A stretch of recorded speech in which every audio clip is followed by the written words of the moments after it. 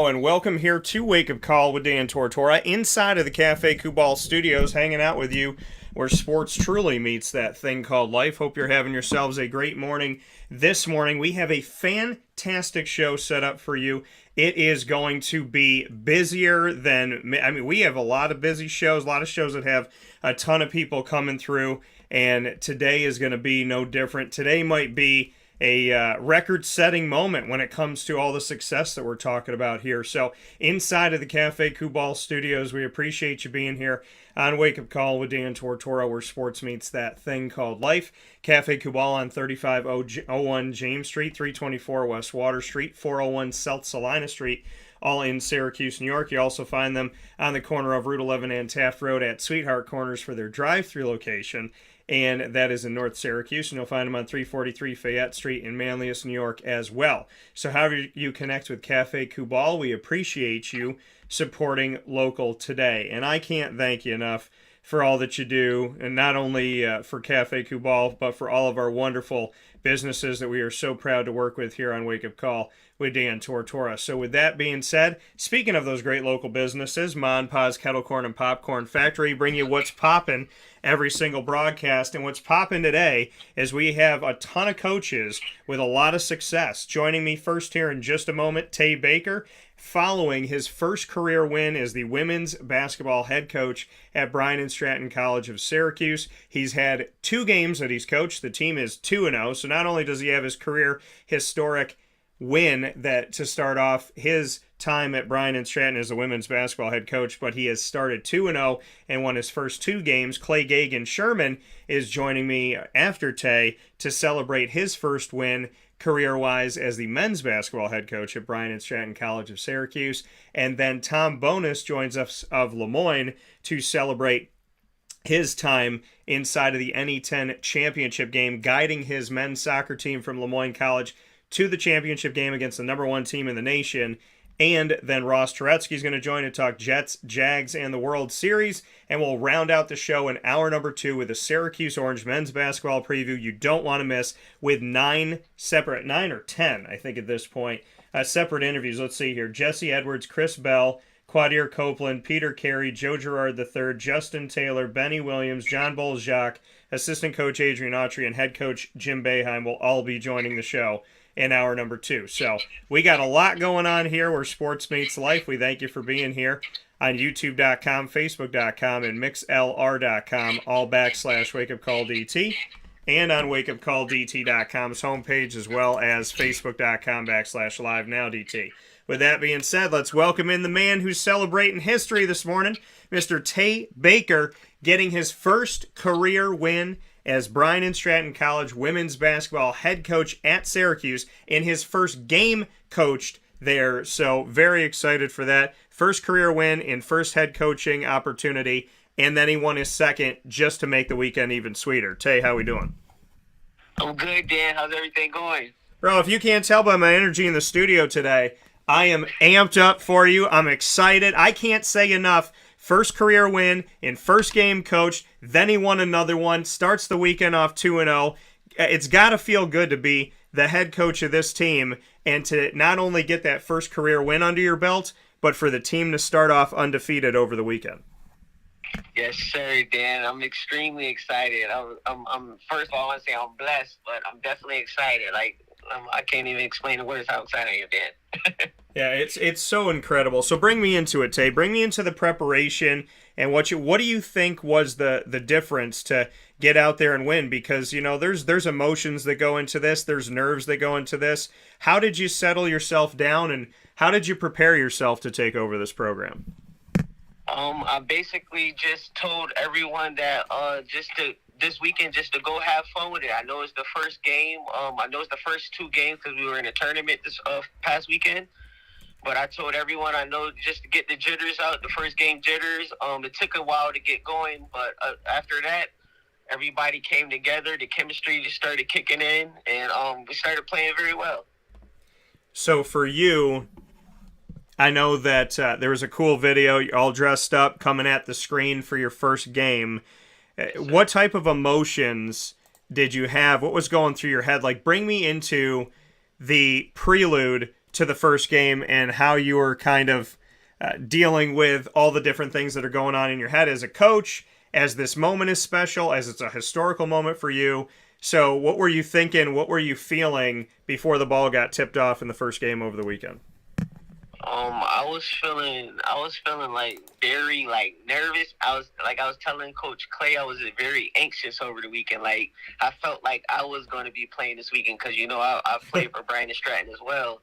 So like just being on the court brought back a lot of memories, and just being in a position as a head coach, it started a new memory for me. Like it's a historic moment, like you said. Like it's just a dream come true.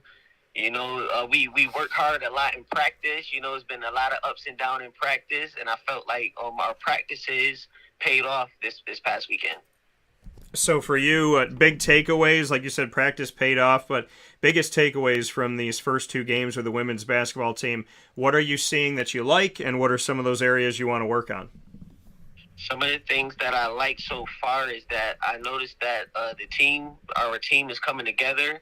Like I said, we had a few up and down practices, but I felt like the captains came together and brought the team together. I felt like our team captain Suliet and our other team captain Jahia did a good job helping me get the team prepared. Because I noticed that I knew they had like a little talk or whatever before the game. And I felt like everything that we did worked this past weekend. That coming from Tae Baker, Bryant Stratton College of Syracuse. Women's basketball head coach gets his first career win in his first career opportunity as head coach. Starts off 2-0 over the weekend. You mentioned Suli and Jahia. They've both been on Wake Up Call in our roundtable discussion and in our individual features. What can you tell me about them and their leadership and what it means to you that they're on the team? It means, to answer that question, it means a lot to me that they're on the team because they help me keep the team together. They're both great leaders. Suliet, her first game against Central Penn, started off very good. She had a total of 17 points, I believe. And she also, has good energy. Same as Jahia. Jahia had also a great game, and she had 23 points. And I don't want to forget Yunez, Dan. I don't want to forget her because she's also a great leader. She's not a captain, but she's a big help to the team, and she had a total of 26 points. She had a double-double and like 20-something rebounds. I can't remember off top, but yes, I'm very blessed to have this team. Absolutely, and Nana as well has been on the show. Your thoughts on Nana Hickerson and what she's brought to the table for you as well, and some notes on her. So Nana also brings that raw energy. Like Nana, I know I love her as well. She hasn't had a chance to play yet because of a few things off the court that she had to take care of. But I know once she get on the court, she's going to be a big help. She's going to be the other key factor that we've been been needing on the court. That's going to help out Suli and Jahia at the guard position. Final note: what do you want to say to the people out there chasing their dreams, getting after it, knowing that you have done that, you've had success with that? You're a head coach right now. It's official. It's real. It's not just on paper. You've coached these first couple games. So what do you want to say to people out there that are chasing their dreams, wondering, am I ever going to get there? Anybody chasing their dreams, I just want to tell y'all to never give up, to just keep pushing, take it one day at a time, pray every day, and just keep going every day. That's what I'm going to tell them, because that's what I did, and it worked for me. So I'm going to just tell you guys what worked for me. Tay, I'm happy for you. I'm proud of you. I owe you another hug when I see you. I appreciate you very much, man, but congratulations. Congratulations. You deserve it. You've earned it, and I'm super, super proud of you. So keep getting out there, keep doing your thing, keep attacking in practice. 1-0 every game you start fresh. So I look forward to what's coming up in these few weeks and few months here, and I can't wait to chronicle it and have you here on the show, and love sitting down with you. So thank you for the time you've given me, and thank you for being a part of this community and wanting to go out there and really spotlight Bryant Stratton and these wonderful student athletes that you have there. Yes, sir, Dan. I appreciate you more than you know it, man. Have a good day. All right, you too. Take care. Thanks, bye. See you. that coming from Tae Baker one more time here on Wake Up Call with Dan Tortora, where sports meets that thing called life. We got a jam-packed show today, folks, so we're just going to be going from conversation to conversation here on Wake Up Call with Dan Tortora because we have a lot of incredible people. They're going to be joining me here where sports meets that thing called life. So thank you so much for everybody that has been here on the show, everyone that's joined us and everyone that will be joining us with over, I think at this point, 3,500 guests that we've had on the show so far. And one of the people that we've had on the show many, many times who's no stranger to the broadcast is Clay Gagen-Sherman. Clay Gagen-Sherman celebrating history as well over the weekend and as well with Bryant Stratton College of Syracuse. Clay and I had the opportunity to speak with each other years ago when he came out to one of my events, and we had the opportunity to sit down to talk to each other, and he had just been hired as the women's basketball head coach at Bryant Stratton. He then shifted over this past off season, and we got to do the exclusive release on that when we were on site on location at Mother's Cupboard at 3709 James Street in Syracuse, New York, to celebrate him getting the job as the men's basketball head coach. Well, over the weekend, he had an opportunity to get after it as well, and he is now celebrating his first career win as the men's basketball head coach at Bryant Stratton College of Syracuse. So Bryant Stratton is celebrating history. We got Clay and Tae representing the schools and having their individual history, and I cannot wait to bring him onto the show, which we're going to do right now, because Clay is one of those people that you root for. He's somebody that you hope for. He's a hardworking guy, young guy here in age, but not young in the game by any stretch of the imagination. And I am always excited to talk with him. I love his energy. He's always smiling. He's always pumped up. You always feel like he wants to go play a game himself. So let's bring him onto the show. Clay Gagen-Sherman, sir, how are you? Good morning, Dan. I'm doing well. Definitely, back on the winning side of things with the team. So really excited about that and ready to prepare for that next one. But doing great. How you doing today? I'm doing very well. Listen, I'm doing well because Bryant Stratton, it gives that little boost this morning, right? You're winning. Tae's winning. It's a good thing. Great weekend. He went 2-0. You went 2-0 over the weekend. You got your first career win as the men's basketball head coach of Bryant Stratton College of Syracuse. Bring me into that moment. It was definitely a special moment for sure. Especially, just bouncing back from our first loss of the season versus Tennessee. I know we talked last week, but that, extremely tough loss. We felt like we should have won that one. We should have handled things a little bit better. But to kind of bounce back from that, make the adjustments, improve where we struggled in that first game, and get that win was just a massive milestone for us as a team just moving forward. You and I were talking off the air, and there's a quote that I've been using, and it I don't know if anybody else has ever used it because I've never checked that.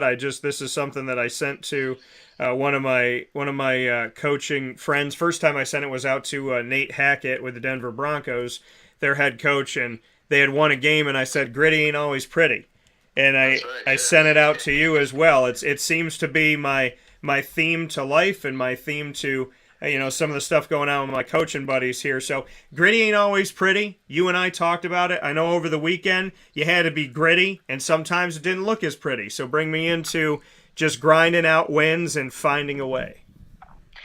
Yeah, I love it. I mean, both games were very gritty for us. We weren't necessarily hitting shots that we normally make.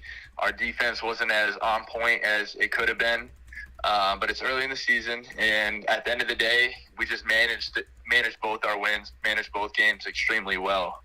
And that's something we really emphasized after the first game, was just playing at our own pace, taking care of the basketball, playing under control, and having us dictate the tempo of the game. And we were able to do that versus Jefferson. We were able to do that against Cayuga. And, that was the big emphasis going into those games. And we knew if we controlled the pace, we would control the game. And if we did that, we'd have a great chance of winning both games. So, it was, again, just grinding, competing, playing under control. Just some emphasis, points of emphasis for those games, and we were able to execute on that. Speaking here with Clay Gagen-Sherman, the Bryant Stratton College of Syracuse men's basketball head coach. Clay, you can say something that nobody else at Bryant Stratton College of Syracuse can say up to this point, and that's that you have wins as the women's basketball head coach and wins as the men's basketball head coach. What can you say about being in a very unique part of history, getting your first career win as the women's head coach years ago and your first win as the men's head coach this season? Yeah, that's a very interesting point. Yeah, I mean, it's just honestly special. I'm proud of both programs for how far they both come since they were established at Bryant Stratton. And to get wins at the collegiate level is, a huge accomplishment. And there's no such thing as an easy win in college basketball. So I'm just super proud of those accomplishments, super proud of the programs, and hopefully we continue to win on both sides.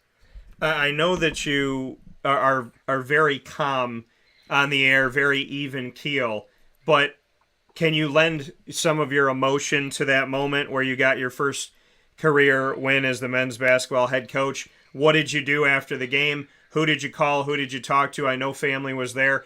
Bring me into this, because I know that you play it real nice and easy and you're always focused, but I want to know what type of emotions were going on and what those conversations were like after the game. Yeah, of course, it's always family, especially right after the game. Just talking about the game with my family, celebrating the win. I had some buddies watch, had my parents from back home watching the game. But just celebrating it with the family. But in terms of the team, with our first win versus Jefferson, we really viewed that as the first half of the weekend. After losing versus Tennessee, our goal was to go 2-1 on the weekend, and we won the game versus Jefferson. And one of the upperclassmen mentioned, hey guys, just so you know, this is Coach Sherman, Coach Gagen-Sherman's first win on the men's side. And they're like, oh, where's the water? Where's the water? And I told them, I was like, guys, listen, like if we win tomorrow because we had the back-to-back, that's our first win. That's my first win on the men's side because we got to close this weekend out. So yesterday versus Cayuga, we got the win. And they got me with some water after, and they're had good energy. The guys were celebrating. So to share that moment with the team was very special, and to see them get excited for me, that means a lot to me because it's all about the relationship we have with each other. They know I want to see them be successful, but for the players to want to see me be successful and celebrate that with me as well. Again, it's just a super special moment. And now it's just about continuing that momentum as the season goes on. Yeah, and Clay, I mean, I got to say thank you, for coming into this community, taking over the women's basketball program, bringing it into existence, and then moving over to the men's basketball side of things and challenging yourself there. There's so much that can be said about why they hired you twice. They didn't just hire you once, they hired you twice. So when you reflect on that, and Nick Dimitrievsky and Bryant Stratton saying, listen, we want you as the women's head coach, now we want you as the men's head coach. What's it like to be hired not once but twice by an athletic department? I have a lot of pride in that. They're instilling their trust in me, and now I just want to do my absolute best.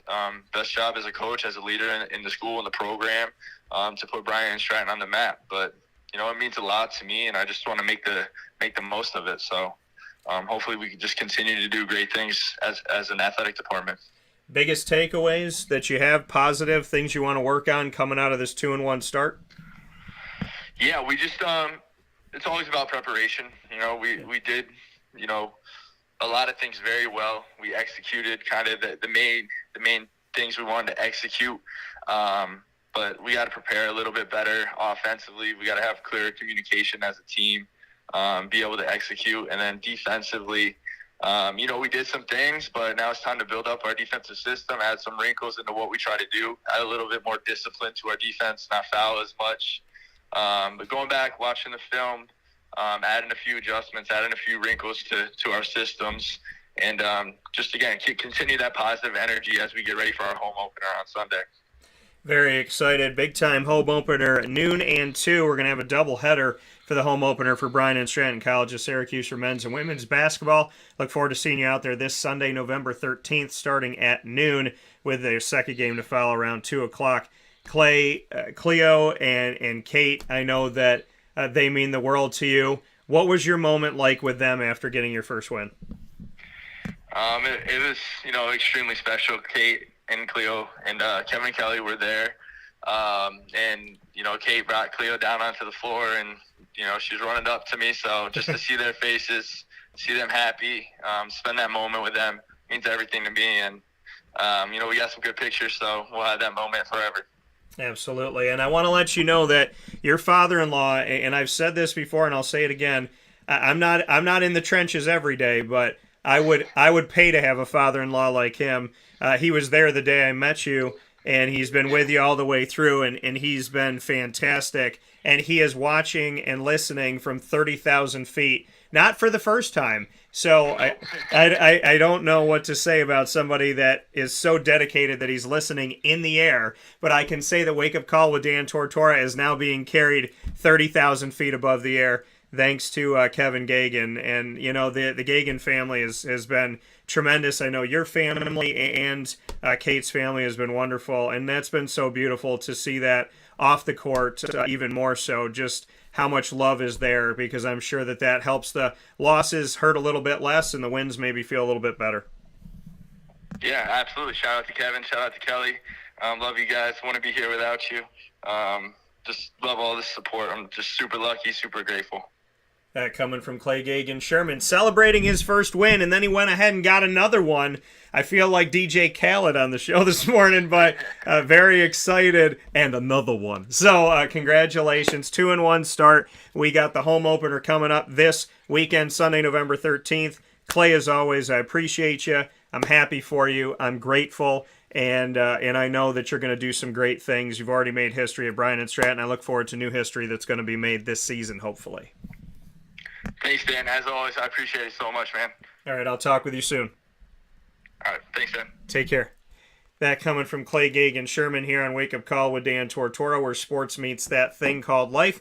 And we're jumping to the next one here with Tom Bonus is going to be joining us here in just a second on Wake Up Call with Dan Tortora. So, yeah, Tom is here on the line, and we're going to have Tom set and ready to go to join us here where sports meets that thing called life. Coach Bonus and the Moyne Dolphins are coming off of playing in the NE10 Championship Game for men's soccer. This is a team that has shown extreme resiliency, togetherness, finding ways through injuries and adversity. I can't say enough about Moyne College and the effort of all of their programs. And when it comes to this men's soccer program, I am so honored that Tom has allowed me to be a part of the ride this season, talking with him at the beginning of the season, all the way through, and having some time with the student athletes as well. And really, honestly, they are such a great representation of the Heights, what Moyne College is all about, and what it's about when you hit adversity in life in general, and you have to find a way to navigate it and find a way through it, around it, over it, under it, whatever you need to do. And they did everything they could do to play their best soccer, in my opinion, toward the end of the season, to run through the NE10 tournament, to get to the championship game, and to play the number one ranked team, not in the NE10, in the nation. So with that being said, it is with gratitude and humbleness that I bring Tom back on the show. Coach Bonus, how are we doing today? Good. How are you, Dan? Thanks for having me. Absolutely. So, Tom, this, you tell me if I'm wrong, but I feel like this team just hit another gear later in the season.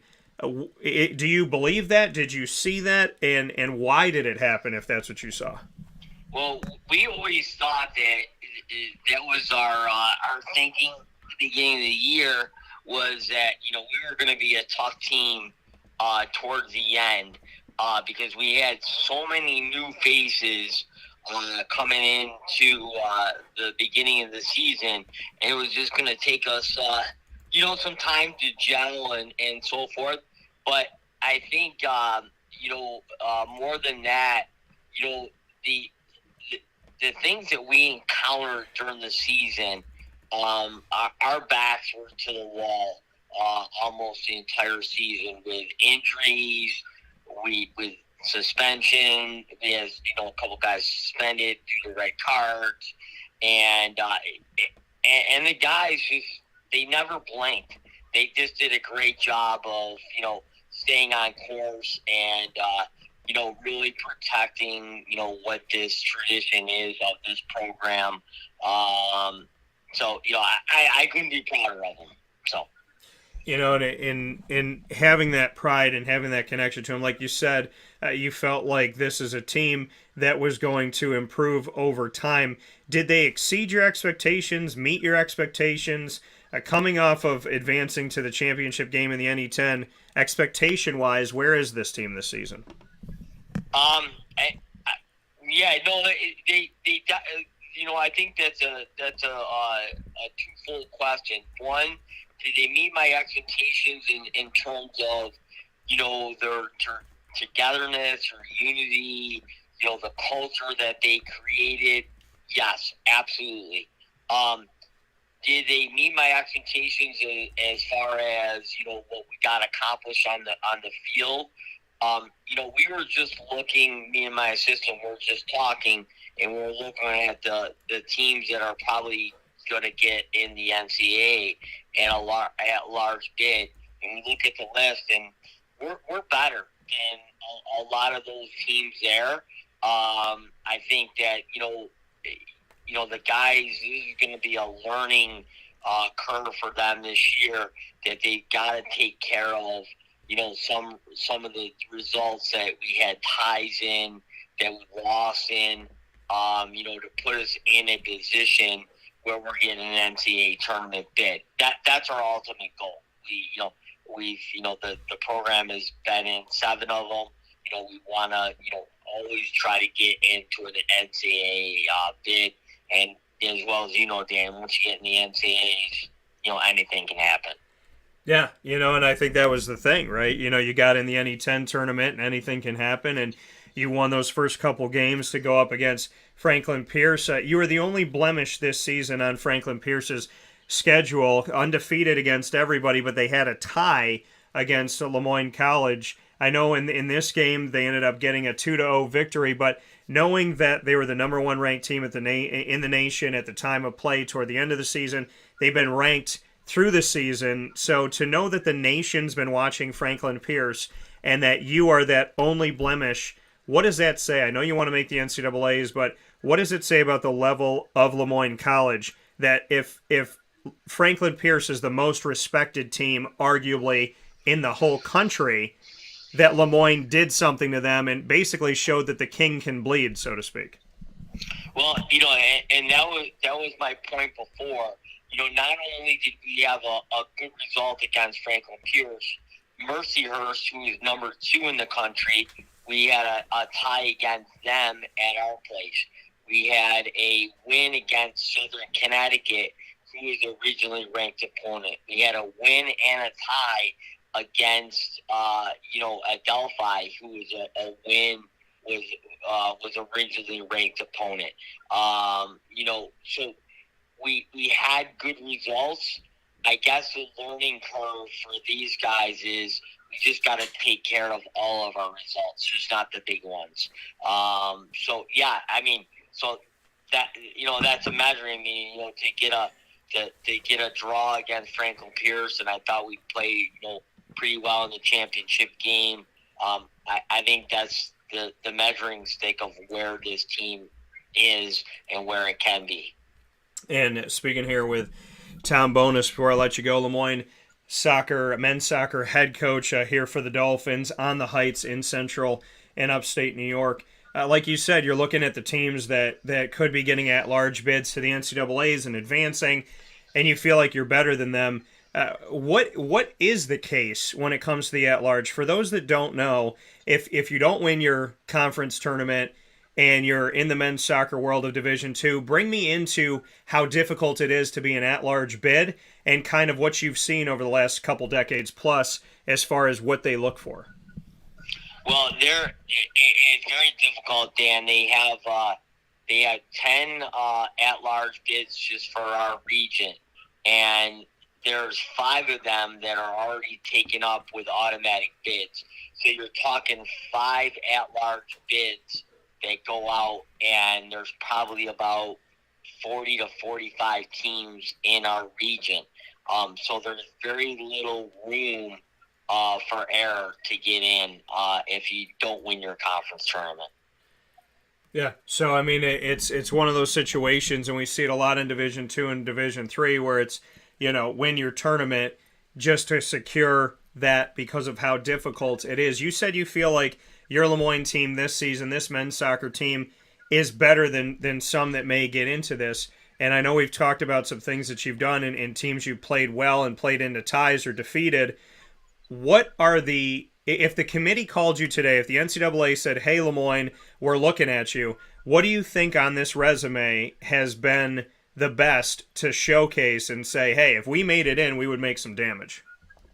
I think, what I mentioned earlier, I think we have five results, whether ties or win, against teams that are regionally ranked and are being, considered for the NCAA.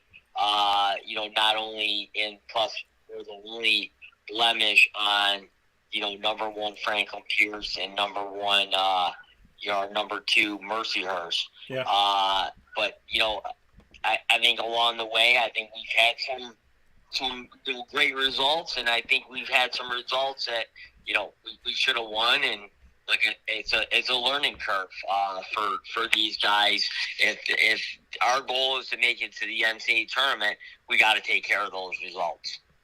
That coming from Tom Bonus. Tom, I know you're a humble guy, and I know that you and I have talked a lot this season about the successes, but I do want to say, as I said in the intro, I can't thank you enough for not only being at Lemoyne, but for staying at Lemoyne for all the years that you have, for recruiting the way that you do, for caring about local talent, for going wherever you need to go to find the talent, and at the same time for putting that together, for having the retreat this year that we talked about really did help the team.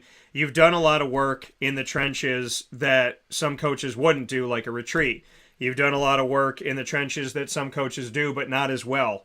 So I do want to thank you very, very much so for not only being at Lemoyne, but staying at Lemoyne and seeing this program through, because this is a season where I know you want to make the NCAAs, and I believe you could do damage this year. But either way, I just really want people to see and to understand that you've put a lot of work in, a lot of care in. I know that you care about these guys, and it's been so awesome to see this road as far as it's gone and to see everything that this team has done. So I do want this community and beyond to know that if they're looking for a place to go, they should look at Lemoyne College for men's soccer. And if they already know Lemoyne, then I hope that they know you. But I want to thank you for letting me be a part of this, because I could not be more proud of this team. And you've gotten me fired up already for next season. So I might be out there training, right? I might have to go out there and get my legs a little fresh. I don't know. Maybe don't let them shoot goals on me, though. I need to get hit in the head that many times. But okay. Yeah, no, I appreciate your kind words, and I really thank you for letting me be a part of your show, and and bringing you into Lemoyne soccer, and we look forward to working with you, in the future. Well, thank you, Tom, as always, and my best to you and your family. I hope that you can maybe take a little vacation or do something nice for yourself, hopefully sometime soon. Yeah, I'm doing the yard work today. There you go. That's the vacation. Well, you know what? It's 76, so technically you took a vacation to Central New York, so that's good. True. All right. All right, take care. Thanks, Dan. I appreciate it. Thanks, Tom. I'll see you. That coming from Coach Bonus here on Wake Up Call with Dan Tortora, where sports meets that thing called life. It's time to get my good buddy on the show, Ross Turetsky. We got to take a step aside for a fast break, though. We've been running this thing like crazy. I told you this morning is going to be busier than busy. Got a lot of guests coming on here inside of Ma and Pa's Kettle Corn and Popcorn Factories. What's popping? There's so much. If this popping, we would be in the popcorn thing, just kernels everywhere, popping it up like crazy, overflowing. That's what today's show has been like, and I love it. So we'll take a step aside for a fast break. We'll come back with Ross Turetsky. Right after this, where sports meets life on Wake Up Call with Dan Tortora. Him and I are going to be discussing a bunch of things, including his Jets, my Jaguars, and the World Series, and a big-time shout-out to Dusty Baker right after this.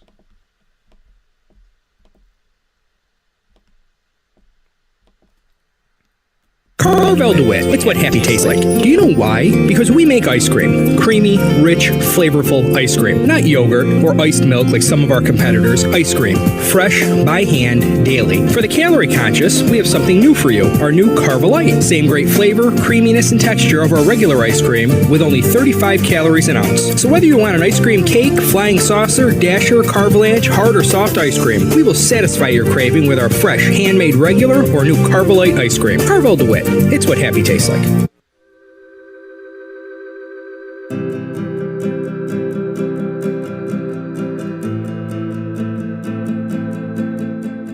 Cafe Cabal offers same-day local delivery of our products, offering no delivery charge for Onondaga County.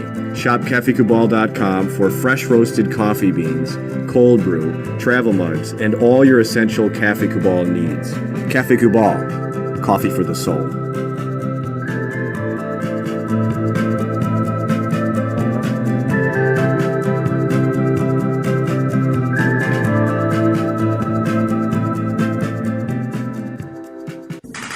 The Wildcat Sports Pub in Camillus, New York is located on 3680 Milton Avenue in the Home Depot Plaza. It is your family-friendly sports bar and restaurant. Folks, some sports bars aren't family-friendly. Some family-friendly restaurants are not sports bars. The Wildcat Sports Pub in Camillus, New York is proud to be both.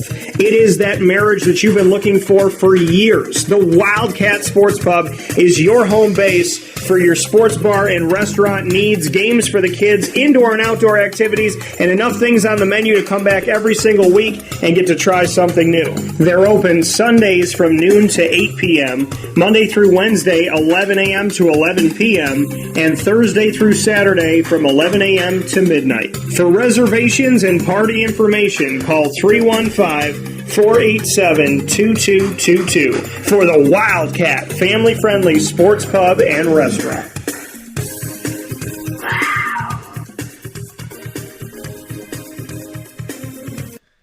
Welcome back here to Wake Up Call with Dan Tortora inside of the Cafe Kubal Studios. Folks, this show is jam-packed. I hope you have your coffee. I really do.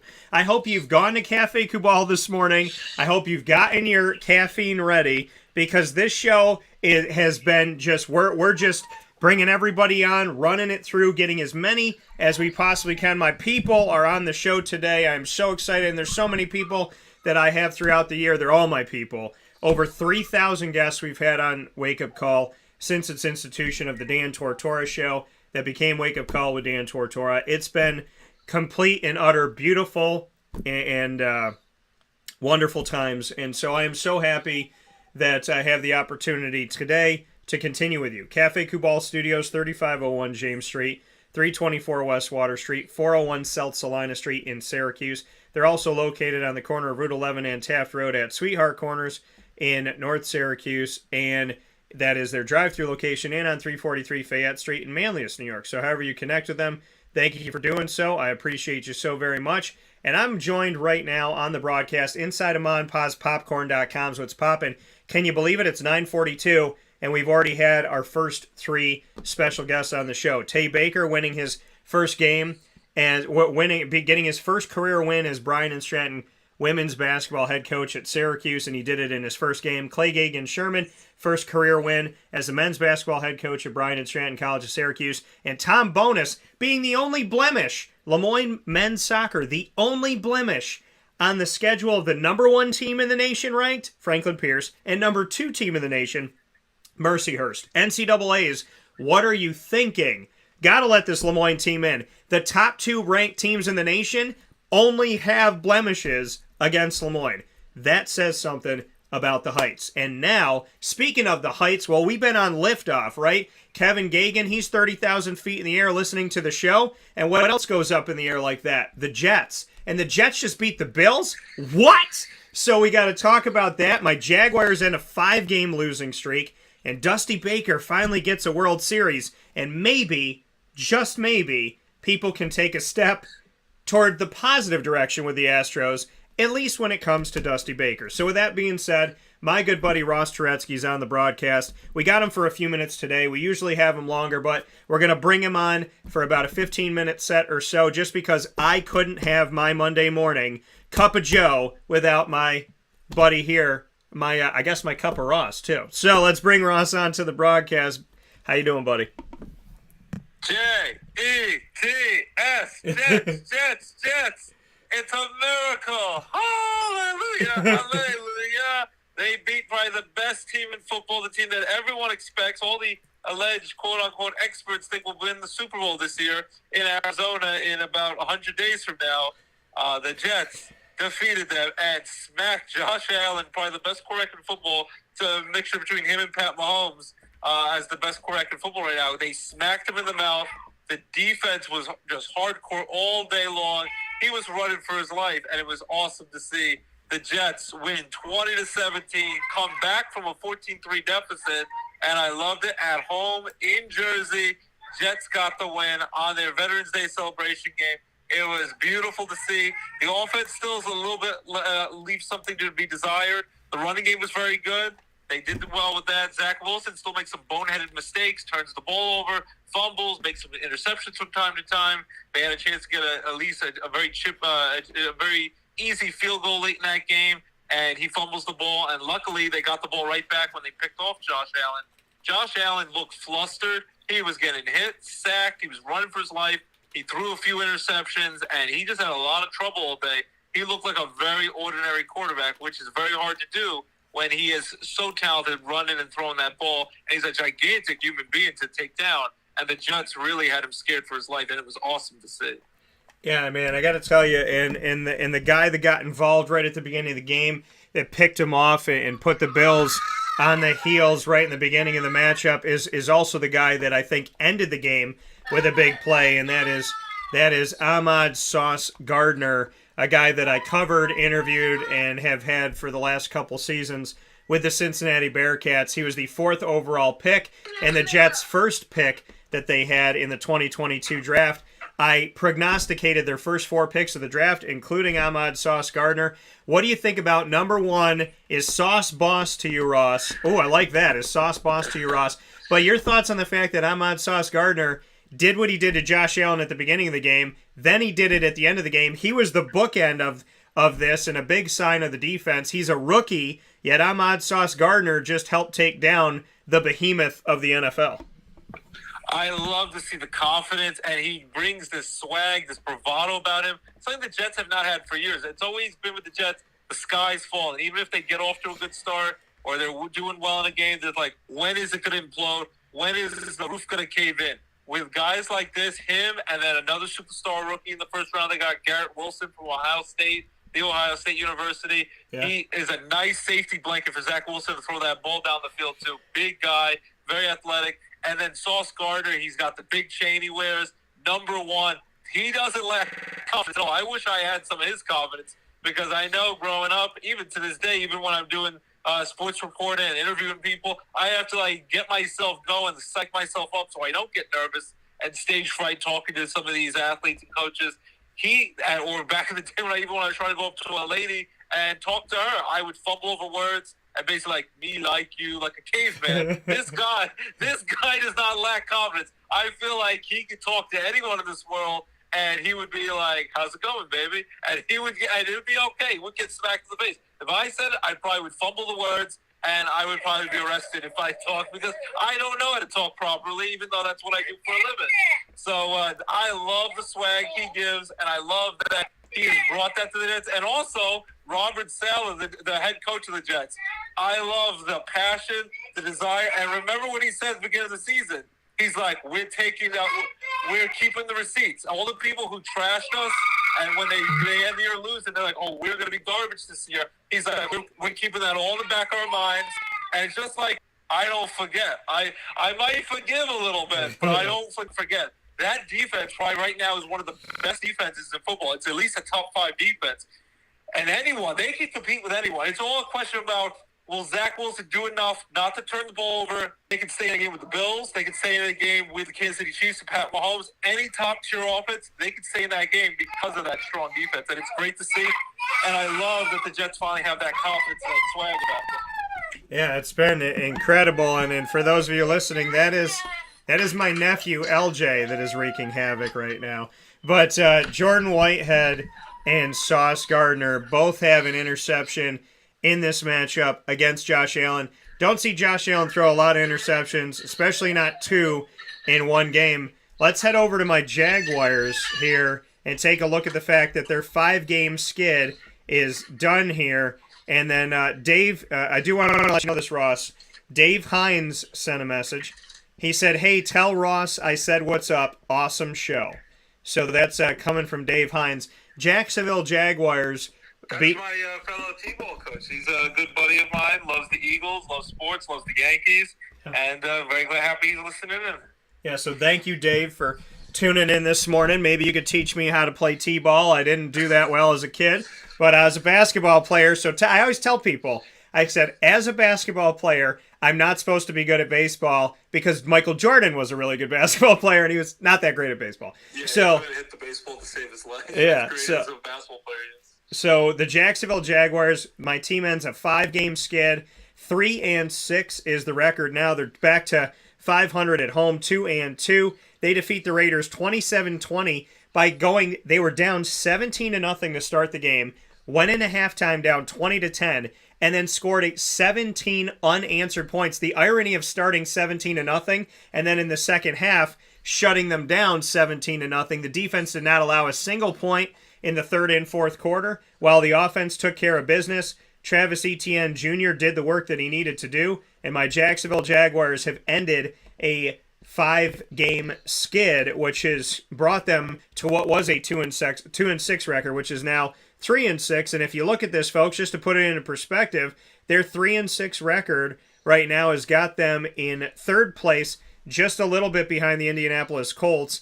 And then looking at around the league and some other places here, when we say 3-6, well, the Green Bay Packers are 3-6, the Chicago Bears are 3-6, the New Orleans Saints are 3-5, the Los Angeles Rams are 3-5, and the Arizona Cardinals are 3-6, and the Bucks are only 4-5. So before you knock them Jaguars, realize that the rest of the nation and a lot of other teams out there that people expected to maybe vie for a Super Bowl are not that far off if they don't have the same record. And the Bucks very well could have been 3-6. They were playing like garbage all day. They lucked out that they played the defending Super Bowl champion Rams, whose offense is terrible. Matthew Stafford runs for his life now at quarterback because they have no offensive line with Wentworth retiring, and they only have one target to throw the ball down the field. So everyone knows, defend Cooper Kupp. Everyone else can't catch the ball. So the Rams had a lead, and they managed with no timeouts. Tom Brady was able to drive down the field with 44 seconds, no timeouts, and he's able to go 60 yards and score a touchdown with 9 seconds to spare, and the Buccaneers come back in an ugly game, almost an unwatchable game, of two teams that played each other in the playoffs, were top-notch, the last two Super Bowl winners, and it was a dreadful game to watch, but Tom Brady found a way to come back, or else they'd be 3-6. So Tampa Bay, they're in first place. That's because they're in a horrible division, the NFC South, where the Atlanta Falcons are somehow competitive in Carolina and New Orleans. So they're in a lot of trouble. The Rams are in a lot of trouble. The Jaguars, I got to give you credit, though. Your team, when I saw they were down 17-0, I'm like, oh, my gosh. First, your Syracuse football team that started off 6-0, they've lost 3 in a row. And now the Jaguars, they had so much promise, so much money in free agency they spent. They got off to a decent start this year. Everyone's like, oh, Trevor Lawrence is going to do great. And they've fallen apart. They even blew the game in London against the stinky Denver Broncos, but they blew a 10-0 lead. So it was great to see them come back. The Raiders are god-awful. Devontae Adams had a big game, but the Packers, of course, desperately miss him, and Aaron Rodgers looks very normal at quarterback now, very ordinary, not a superstar anymore, without his safety blanket, one of the best receivers in football, Devontae Adams. But even with him, and he's re-teamed up with Derek Carr, his college corrector at Fresno State, the offense is garbage. They couldn't hold the lead. And the Raiders went from a playoff team. Now Josh McDaniels, their head coach, and he very well might be on a hot seat in another year or so and might be fired. And you know what probably will end up happening? He'll probably go back to the Patriots and be their offensive coordinator for the 30th time. And Bill Belichick will welcome him in with open arms. I saw a thing where people were joking that Bill Belichick, he sends his assistants out to be head coaches for like a year or two. They get fired. They're like sleeper agents, and they make the team so bad that they're head coaching that they destroy them from within, and the Patriots get better that way. So I don't know if that's true, but I think it's a funny idea that Bill Belichick lets his coaches leave for a little bit just to destroy the other teams and let them implode, and he just laughs like a Sith Lord in Star Wars. So I'll get my geek on that way. But yes, your Jaguars, nice to see them get off the schneid, break the losing streak. Hopefully Doug Peterson and Trevor Lawrence proves that he's not a bust and they can get this ship righted. They still got a long way to go. Probably playoffs aren't going to happen this year, even with an extra 17th game and an extra playoff team. But hopefully they can be a somewhat respectable team. But all I know is the Jets' last home game of the year is December 22nd. I think it's Thursday Night Football. The Jets at home against your Jaguars. Watch out, because Robert Saleh and Sauce Gardner and the Jets defense is coming for Trevor Lawrence, and it's not going to be pretty. So I don't want to get too cocky, because as a Jets fan, I expect the worst. I hope for the best, expect the worst. I expect them to find a way to somehow implode at 6-3, and they have a good chance to finally make the playoffs for the first time in 12 years. I still think your Jaguars are going to have a lot of problems come late in that season. Right before Christmas, the Jets are coming for those Jaguars, and I think that will be an awesome game. Hopefully we can watch it together. And Trevor Lawrence, you saw what happened to Josh Allen yesterday. I hope you got your wheels going. You're going to run as fast as you can because they're coming to tackle you and sack you all night long. So enjoy that. Yeah, Greg said he thinks it's true. Those sleeper cells, I don't think anybody's ever put it better. When I have Bill Belichick come out and when Facebook and YouTube allow me to do it without telling me that I don't own the copyright and all this BS, I'm playing the Imperial March as a hotkey. I am not terrorizing anybody. I'm not putting anything crazy up there. There's no hate speech. I play a few seconds of it, and they're like, "You have a warning, Daniel. Watch out." The Imperial March. You know what it is. You know what it sounds like. And that's what I play. And I said when Bill Belichick comes out for a press conference, as soon as that door opens, the Imperial March should start. And as soon as he gets to the mic and he does that cut across his neck with his hand, it's got to stop. And he's going to fire, I think, 7 people who don't cut it off immediately as he's crossing his throat. And he's going to be, that guy was he was 0.000001 seconds behind when I needed him to shut it down. Shut it down. He is Darth Vader. He is the Sith Lord. That's what he does. And I wouldn't put it past him. He sends guys out there. Mike Vrabel in Tennessee has gotten it done. But everybody else, might as well be a sleeper cell, which I think is very funny. The Jets do look very good. Greg thinks you're right that the sleeper cell thing is a true thing. Travis Etienne did a good job for the... How about this? Between our two teams, my 2 running backs did a good job. James Robinson scored for you. Travis Etienne scored for me. And I'm still pissed off at the fact they should have never traded him, Ross. Let me tell you something. I put out a post when they traded him because I was with him in the locker room. He was standing a couple clicks in front of me in the locker room on that Sunday. And by Monday, he was gone. That's how crazy and how quick the NFL is a business. That man, I put up a post on how much I disagreed with it, and it didn't make any sense to me, and the trade was ridiculous. I put that post up.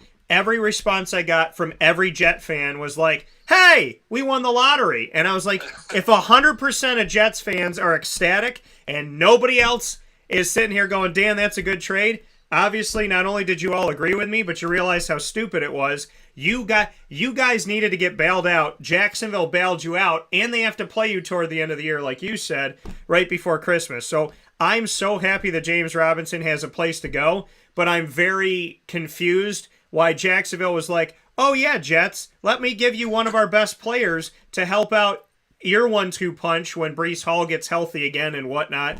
It doesn't make any sense to me. It was just to help out the Jets. What helps out the Jaguars? You know the Jets are desperate and they need a running back. Yeah, place to start get something else, not a 6th-round draft pick. You can probably, even if you want to make the trade, because you're confident your other running backs in Jacksonville, you could probably get a lot more from them. You know they're desperate. They're going to give you a lot more. He was a 1,000-yard back. He was an undrafted rookie out of Illinois State that got over 1,000 yards in his rookie season with Jacksonville. You know the guys who have done that? It's not many. Your 1,000-yard backs in Jacksonville, your Fred Taylors, your Maurice Jones-Drews, your Leonard Fournettes. It's a short... All those guys were drafted. Every one of those guys were drafted. So it makes absolutely no sense that Jacksonville would do what they did. Jacksonville is obsessed with 5th and 6th-round draft picks. I don't know why. Calais Campbell, All-Pro, one of the arguable top defensive players in the nation at the time. What did they do? 5th, 6th-round draft pick. A.J. Boye, the other corner besides Jalen Ramsey, who was very talented, sometimes just as talented. And what did he do that Jalen doesn't do? He shut up. He just played his job. He didn't do anything, didn't bother anybody. You never even knew he was at his locker. He was a humble, kind guy. I talked to him when he was getting on his flight to go to Jacksonville when he got moved from Houston. A.J. Boye, fantastic, 5th or 6th round draft pick. You get rid of your quarterback, Blake Bortles, 5th or 6th round, Everything that they have done has been for 5th and 6th round draft picks. You know that the Jets are desperate, like you said. You know that they need help. You bail them out. What do they give you? A 6th round draft pick that could become a 5th round draft pick, which means absolutely nothing because at the end of the day, you got a really good running back. He played the first week he could, and now in the second week he scored, got into the end zone, and was the separation in the game that helped the Jets get the lead and sustain the lead. So shout out to James Robinson. I love Travis Etienne, but I don't understand why they're both not in teal still. That doesn't make sense to me. Travis, I'm happy. James Robinson, I don't understand it. But I guess it's one of those things where, you're in a relationship where it's lopsided and you're always doing the dishes, taking out the laundry and the trash, and doing all the stuff that you have to do in that respect. I kind of liken it to if I was in a relationship where I had to call her, I had to pay for everything, I had to rub her feet, I had to watch all of her Real Housewives shows, and when I said, honey, can we put football on, she slapped me in the face. That's what that trade feels like to me. I want you to want to wash the dishes. That's what I'm thinking about. Nobody wants to wash the dishes. No one does. My baby wants 6 lemons. She gets 6 lemons. She's ridiculous. And when she wants her feet rubbed, she better darn well do something in the house. We got to make it even, make it equal. There's no equal in this trade, but it happened and it's okay and it's over and it's done. Final note here. Let's make sure we get it in. Dusty Baker and the Astros get it. Let's talk about it. I would love to get your thoughts on this, Ross. Dusty Baker Jr., so happy for him. He was brought in to be a positive light in a very marred and dusty, dirty, kind of hit it. Dusty, dirty Astros, right? They've been dragged through the mud. They've been hit a bunch of times over the last couple of years. Fans are not happy. Teams are not happy. Pitchers are letting them know they're not happy. And Dusty Baker and the Astros win a World Series. Your thoughts on it, and your thoughts on Dusty Baker, and if this somehow can create some positivity to a franchise that has been marred by their own bad choices. I definitely think he's the only ray of light, positive thing you could be happy about, because a lot of the Houston Astros, there are some newcomers who had nothing to do with the cheating scandal, with the banging of trash cans, or allegedly having Jose Altuve have a buzzer that he didn't want to have his jersey ripped off after he walked it off to win the pennant in 2019 off the Yankees and Aroldis Chapman.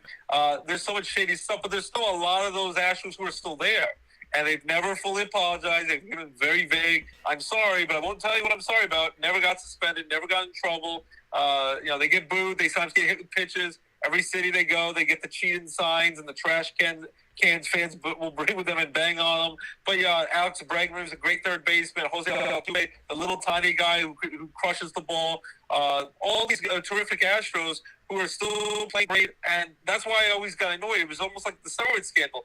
I think they could have played great without cheating. So, because as you've seen now, they allegedly haven't been cheating for the last few years. They still make the World Series almost every year, and now they finally won one that's legit. So when they're like, oh, they've won the 2 World Series titles the last 6 years, I still wish so they could make a point so no other team would cheat and try this scandal again, that I would love if they would just strip the World Series from 2017. No one wins it, just like they do in college athletics. You take the banner away, and it embarrasses you because everyone's going to say, oh, by the way, I can't remember. Who won the World Series in 2017, the year after the Cubs broke their 108-year curse? No one. It would be left blank. And I think that would be the ultimate sign to show no one should get away with this. But then you had Rob Manfred. We've said this before on the show, the commissioner of baseball, who seems clueless. He just said, oh, it's just a hunk of metal, a piece of metal, no big deal.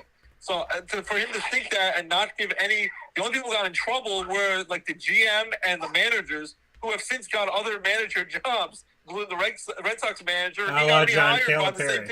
Just like John Calipari. So, yeah, and then the players, the current players, didn't have to suffer anything besides they get booed and people, are mean to them. So, they mean to me. Oh, who cares? They're adults who get paid tons of money, never got fined, never got suspended. Yeah. But I feel for the young players who are really talented, who had nothing to do with the scandal. They're very talented, and they're fun to watch. they had a rookie shortstop who replaced Carlos Correa, who was part of the cheating scandal, who was an all-world shortstop, went to the Minnesota Twins this year. So every year when you think that, the Astros, they're losing free agents, they're not going to be good anymore, they replaced them in-house with Jeremy Pena, the superstar rookie shortstop who won a Gold Glove award. He won the ALCS MVP when they swept my Yankees. They showed the Yankees who's their daddy. And then won the World Series MVP. So they get guys in-house from their minor league system to go along with free agents and positive trades. You have Justin Verlander, who's almost 40 years old, missed 2 years with Tommy John surgery. He's lights out, pitching great, the Nolan Ryan of his generation. And the Astros, as much as you can't stand them, you also have to smile with Dusty Baker, because year after year you saw him for 25 years try to get up on top of that mountain, try to win that World Series, and they got so close 20 years ago in 2002 with Barry Bonds, even though he was allegedly cheating with the steroids. The Giants were 1 win away. They had a lead in Game 6, a big 5-run lead at the LA Angels. They blew that. Then they lost Game 7 to lose the series. They had so many close calls with the Cubs and the Washington Nationals, all these teams he's managed, and they would fire him even though he always had a winning record and came so close to winning the World Series. And then last year they finally got to the World Series with Dusty Baker after he cleaned up house and gave them at least a positive reputation after the cheating scandal, and they lost the Atlanta Braves. So this year, even though it stinks, I can't stand the Astros. To me, they're always going to be cheaters. It's nice to see the young players who had nothing to do with it, the cheating scandal. You root for them, like the Jeremy Penas of the world and all the other top-notch young talent they have in-house. And then Dusty Baker, for him to finally, after 25 years of being a manager, finally win that World Series. Always been a player-manager, but they were like, he's too friendly with his players. Can he ever win a championship? He finally gets it, and he says, you think, maybe he'll retire go out on top. He's now the oldest manager to win a World Series, beating Jack McKean with the Miami Marlins back in 2003 when they beat the Yankees. He's 73 years old, and know what Dusty Baker said in the celebration when he's drinking the champagne and having a beer? He's like, I want to do it again next year. So he's still very young at heart. He's 73 years old, and he seems like he's 40 years old, and he has so much youth and energy about him, kind of like Pete Carroll in the NFL with the Seattle Seahawks. He seems a lot younger. Age is just a number with him because he seems a lot more young at heart, and that spirit in him is still going. So I'm very happy for Dusty Baker. He actually won a World Series title as a player with the LA Dodgers back in 1981 against the Yankees in that the crazy shortened season. So now he won a World Series as a player and now as a manager, and he's definitely going to go to the Hall of Fame. He was a good player, but not a great player. But now as a manager, he's been a world-class manager, respected on and off the field, and now he finally has that elusive championship that I definitely think he would have been a Hall of Famer even without winning it. I think it puts him over the top after all the pennants and close calls in the World Series. Now that he has the title, he for sure will go to Cooperstown, New York, and be inducted into the Hall of Fame when his career is over. So congrats to Dusty Baker. As much as I can't stand the Astros, because as a Yankee fan, it's like the Patriots dominated my Jets year after year, especially with Brady for over 20 years, and even now, Patriots last week, the Jets, even a year when the Jets should be better, they've lost like baseball, the richest franchise in all the world. Who knows if they can even bring back Aaron Judge as a free agent this year? Show him the money, by the way. Yeah. Steinbrenner, if your dad was alive, he would give him a blank check and said, you're coming back no matter what. Bring him back. They still can't beat the Astros, so that's frustrating. But I have to give it credit. The Astros have now won 2 World Series in the last 6 years. You know that one has an asterisk in my mind. This one's legit. They've been to four of the last 6 World Series they've been to. They make the playoffs every year. They're a world-class organization. They've turned it around after the whole cheating scandal. And with all the young talent to go with all the money they spend on the big-time free agents, the Astros could be a good team for years to come because they have so many guys who are under 25 years old who are top-notch players already. They could play another 10 to 15 years, and if they can keep this nucleus intact, and especially before they get the big free agent money, before those guys become free agents, they're under control for about 7 years before you become a free agent. The Astros could be an elite team for years to come, and Dusty Baker will be right in the ship, and I think he might win another World Series or 2 before it's all said and done on his way to Cooperstown, New York. So congrats to Dusty Baker. Well-deserved. His son even is a Major League Baseball player, and at times they've had the son come out and bring the lineup card to his dad, and they hug it out. It was a nice moment. So Dusty Baker, congrats. You have a son in the big leagues, and now you're a World Series champion as a player and a manager after a quarter of a century of waiting. And remember, it all started by them leaving the National League to join the American League. They were the worst team in baseball in the country when they were a National League team. They what? Yeah, they lost over 100 games. So you look at it, losing over 100 games, to switching leagues. So, I don't know, maybe the Diamondbacks need to go to the American League. Something like that. We'll see what happens, but very much appreciate, as always, Ross. And what it comes down to and why the Yankees can't seem to beat the Astros, and nobody, and the Yankees aren't beating a lot of people deep in the postseason, has been the same story for over a decade now. It comes down to pitching. You got to have three, at least. They have one guy. They got one ace in the hole, Garrett Cole. That's it. After that, they need some help. Yankees, go out there, spend some money, get your pitchers, keep Aaron Judge. You need the big bat, but go get your pitching, go find your prospects, make some trades, do what you got to do, and get it done. Because Steinbrenner's been rolling in that grave so much, he's formed a tunnel from here to Zimbabwe. So let's figure this out. Let's get it right. And Ross, as always, I appreciate having you. Can't wait to have you back on the show soon. You and I will be seeing each other soon. And I love you, brother. As I always, there's really not enough I could say about the type of human being you are. So happy we got to have you for a few minutes today. Nobody else I wanted to jump on the show with more, especially in this moment with our Jets and our Jaguars. So I send you my love, and thank you for always being a positive light in my life, brother. Thanks for having me on. I'm glad our two teams, Jaguars and Jets, got a win. It's a rare Sunday when that happens. Very excited. Very excited for Dusty Baker. It's at least puts a smile on my face, even though I wanted the Phillies to beat the Astros, and they came so close. What a wild run they made to the World Series, going to the World Series after just barely getting to the playoffs. It was so fun to watch the Phillies. But I'm glad the Astros, at least Dusty Baker, got him a World Series championship. Great to have you on. I'm pumped. Hopefully we can see the new Black Panther Wakanda Forever movie coming out this Friday. Yeah. Looks exciting, and I'm sure it'll be a great tribute to the late, great Chadwick Boseman as T'Challa, Black Panther himself. I'm looking forward. My kids already got the McDonald's kids meal toys. They have the new Black Panther toys. They're excited. They're jacked up for the movie, and I can't wait to see it with you, buddy, when we can make that work. And thanks for having me on. I appreciate it. Love what you're doing with all your Syracuse coverage, Syracuse football, and now I can't wait for Syracuse basketball. Orange basketball, Jim Boeheim, the legendary coach, has been there forever.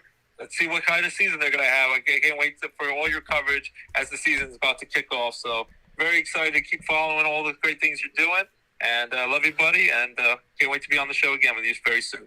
Syracuse men's basketball preview, Ross. Let us right into it. It's coming up. Seven student athletes, almost the entire roster, joining me today on the broadcast with Jim Boeheim and Adrian Autry. We're going to get into that. And Ross, we'll be talking with you soon. Thank you, buddy. All right, take care.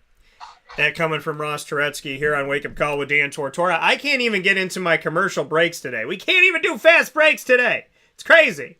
Got a lot of great stuff going on where sports meets that thing called life. So I am jumping right into this, folks. We got to go straight into our basketball preview, and that is exactly what we're going to do. So we're going into our basketball preview with the Syracuse Orange. Jim, can you speak to, I know you mentioned Jesse Edwards, just his leadership and his comeback this season? I mean, Jesse has come a tremendous long way. He didn't play much in high school. We're going to get that going. And Netherlands, as Jesse said, for you here on Wake Up Call with Dan Tortora, where sports meets that thing called life. So the Syracuse Orange men's basketball 2022-23 preview is upon us. First and foremost on the docket here in the preview is going to be none other than the head coach of the team, Jim Boeheim. And this is my Q&A with him speaking on center Jesse Edwards.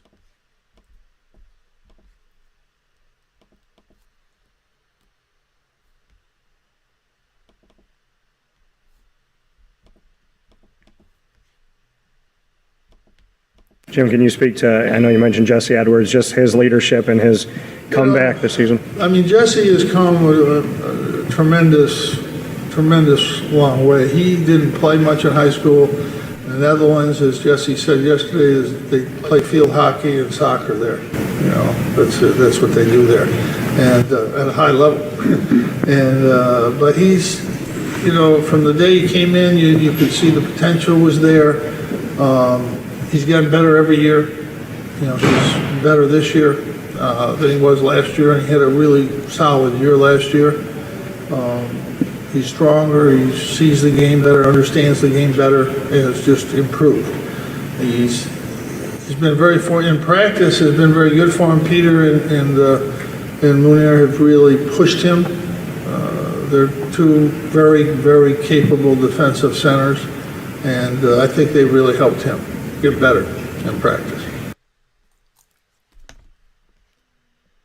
That coming from Jim Boeheim, talking about his other centers too, helping out Jesse Edwards. And speaking of Jesse Edwards, he is the next guest that we're going to have on today's broadcast of Wake Up Call with Dan Tortora, where sports truly meets that thing called life, inside of our Syracuse Orange men's basketball preview show here for the 2022-23 season. So with that being said, the next one up on the docket is going to be the man himself that Jim was just talking about, Jesse Edwards. In my one-on-one conversation with Jesse going into this season, Jesse is coming off of an injury, and he was playing well. We had Jesse doing some great things out there, and unfortunately, injuries happen. Well, he's back, God willing, all the way through this season, a fully healthy season where we can watch Syracuse's center, and I think their most improved player last season, get some more work in and continue to show us what it's like to have a dominant center offensively and defensively. I think his upside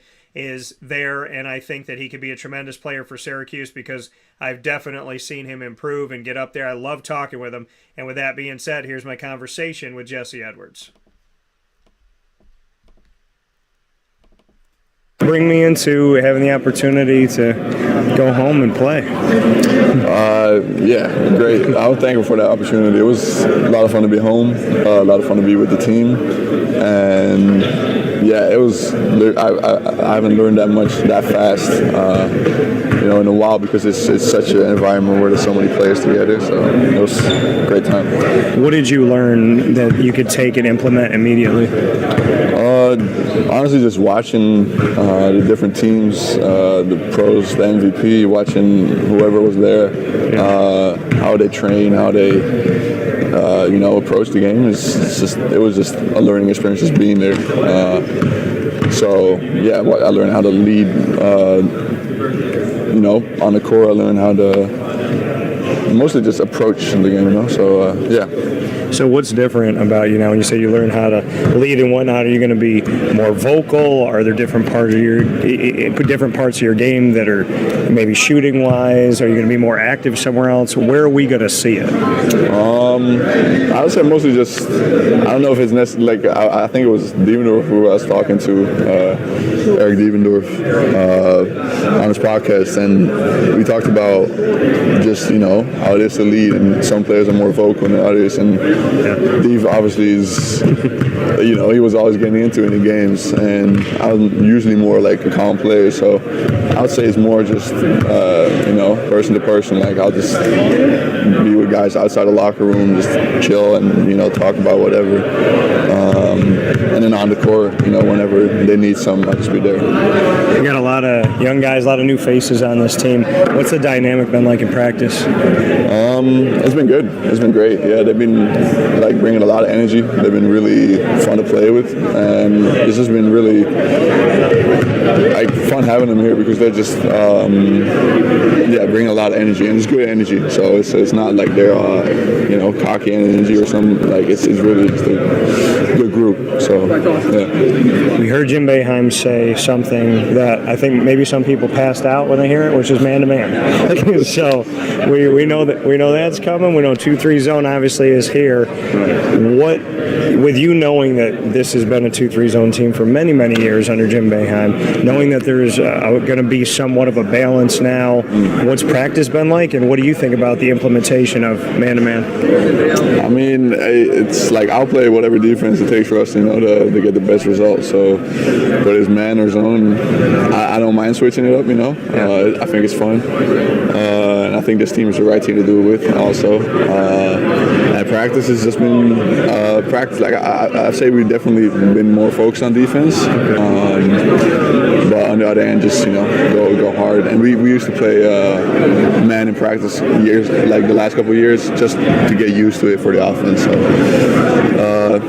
fun. I like it. You said that this is the right team to play man-to-man. Why? I just think the whole team is, it's just more athletically focused team. So whether it's our guards, Judasai and Joe, or like the big men or whoever in between, like we're all pretty athletic. I'd say that our game is focused around that. So I think that's why we'll be pretty good at that. You had a lot of good moments before getting hurt last year. Around the rim, just what you were able to do offensively, defensively, the frustration of having to go out, something out of your control. How did you handle that? How did you deal with that? And just bring me into kind of the journey to get back out there. It just shows like injuries, like in sports, is the hardest part of sports because you can't do anything about it. Yeah. Luckily, like the timing was just terrible. Luckily, the injury itself was something I could go over not too long, So it just it was at the terrible timing. But after that, I was pretty quickly back on the court, and I had a lot of motivation this summer.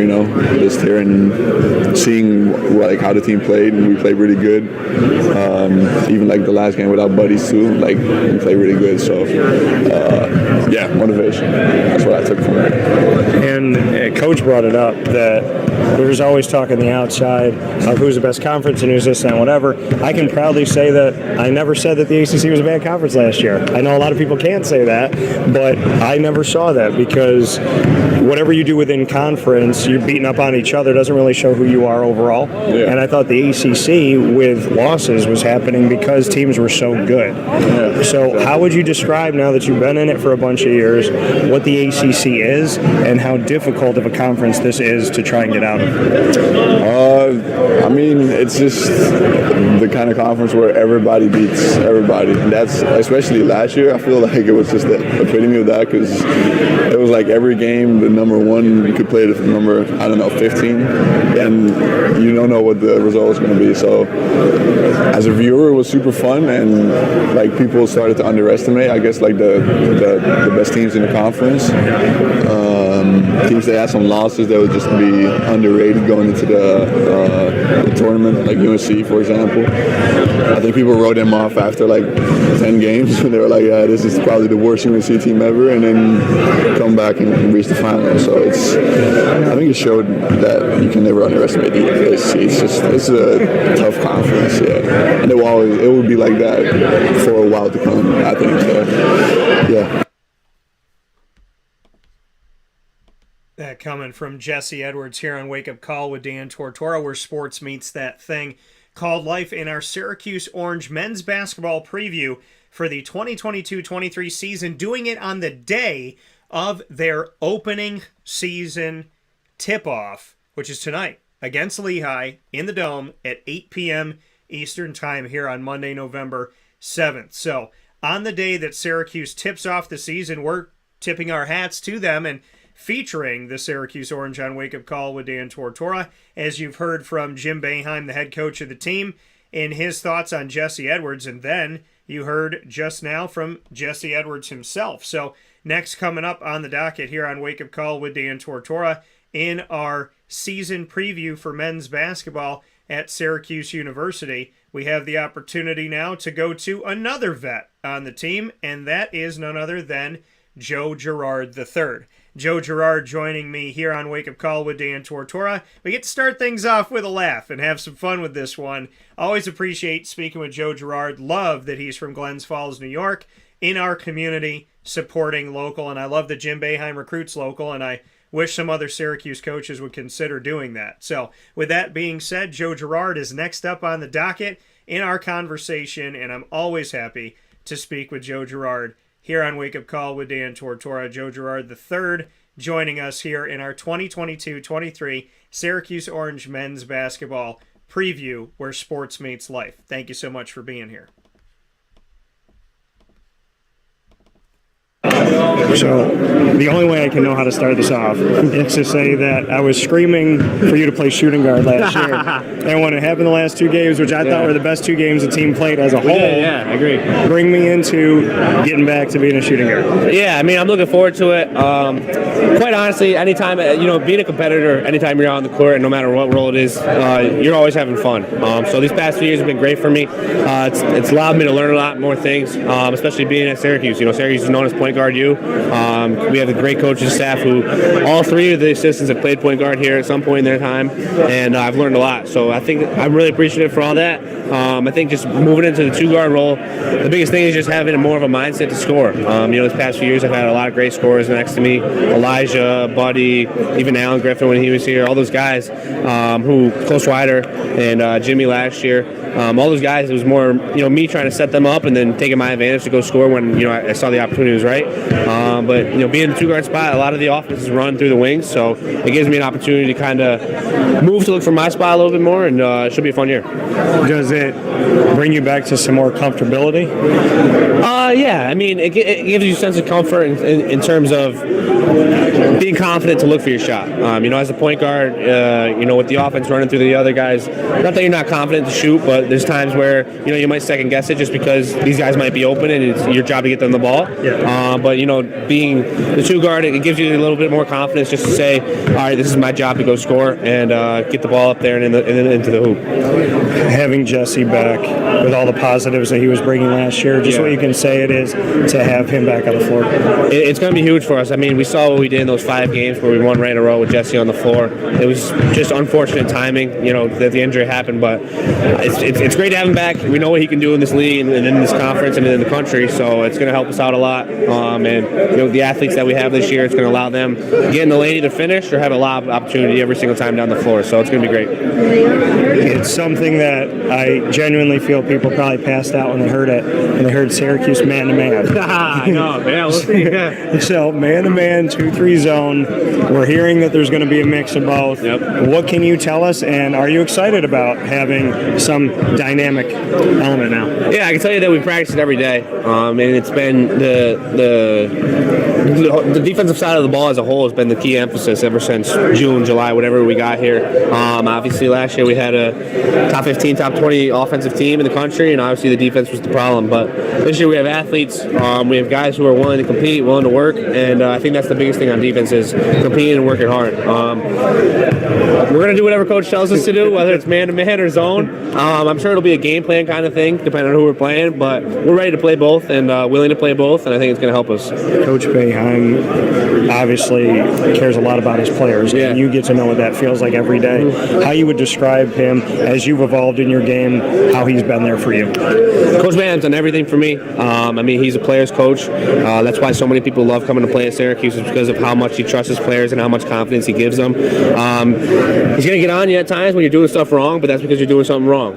But that's just the way he is. But he's a player's coach. You love playing for him. You love competing for him. And me personally, he's given me a lot of chances. He's given me a lot of opportunity to be able to play here at Syracuse, and I've loved every second of it. And like I said, he's done a lot for this program and me personally, and it's going to be my job this year to lay it all out there for him and give him a better year than we had last year. And lastly, for me, you got a lot of youth coming in and a lot of new faces here. Just what that's been like in practice and what you've seen from these young guys, and if they have come along relatively quickly. No, they have. These freshmen are doing a really good job. I think any year that you have a big turnover year, like we had 4 or 5 guys leave, and then we had the 6 or 7 guys coming in, you can, not that you're worried, but you can be a little skeptical about how fast they're going to really understand the program and stuff. But I can tell you that these guys have come in, worked hard right away, and have adapted right away. And I think sometimes with freshmen, you can be a little worried about having the ego and just think everything's going to be handed to them. But these guys have come in, put the extra time in, put effort in to be great, and have put a lot of work into their craft.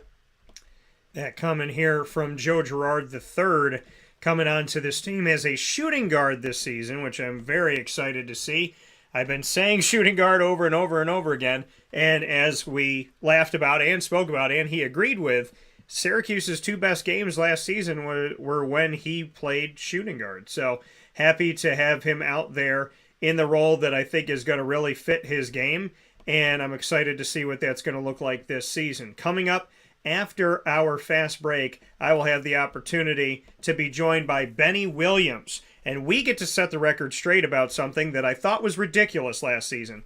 Turns out he did too. So we'll talk about it after this fast break inside of the Cafe Kubal Studios, where sports meets that thing called life. Thank you for being with us every Monday through Friday from 9 a.m. to 11 a.m. Eastern Time.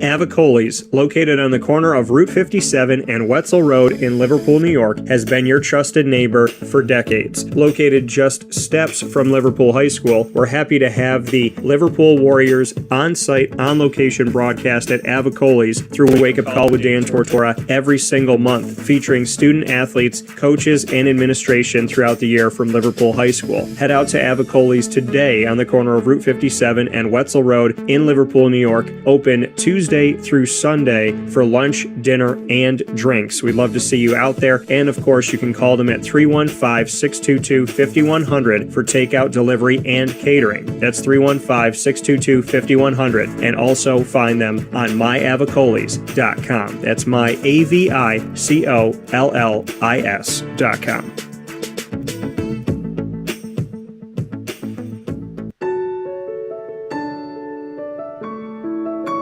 Having peace of mind when you're out of town that your furry-loving friend is safe and sound means taking them to Canine Campground, because we all know that when it comes to the love of our pets, it goes well beyond the call of duty to make sure they're safe and sound. Right, Lily?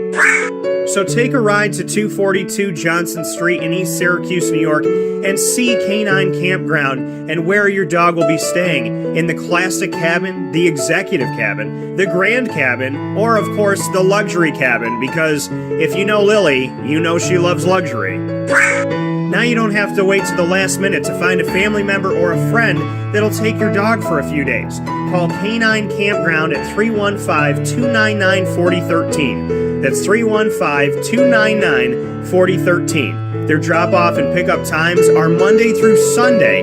Check K9campground.com for more information. That's the letter K, the number 9, and campground spelled with a K.com. K9campground.com. When you're going out of town, bring your dog to Canine Campground.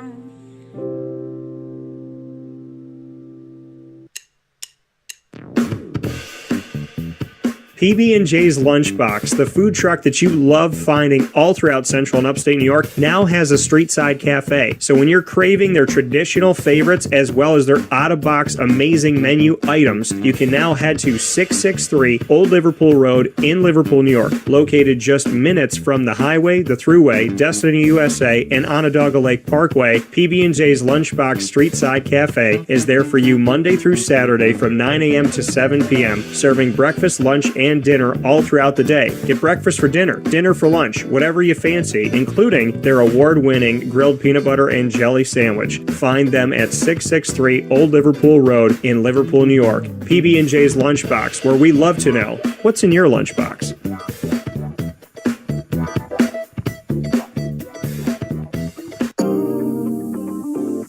As a patient, what do we want? To be cared for, to be listened to, and to have someone walk us through the process on our path to victory. Victory Sports Medicine and Orthopedics does all of those things beautifully, with Dr. Mark Petropoli leading the team on 791 West Genesee Street in Skaneateles, New York, located minutes from beautiful Skaneateles Lake. Whatever your injury may be from head to toe, preventative care, rehab, physical therapy, laser therapy, and surgery are all available at Victory Sports Medicine and Orthopedics, where they care about us, they listen to us, and they understand that everyone's path to victory is a little bit different. Let them help you on yours by calling 315-685-7544 to make your appointment today. That's 315-685-7544. And find out more information at victorysportsmedicine.com.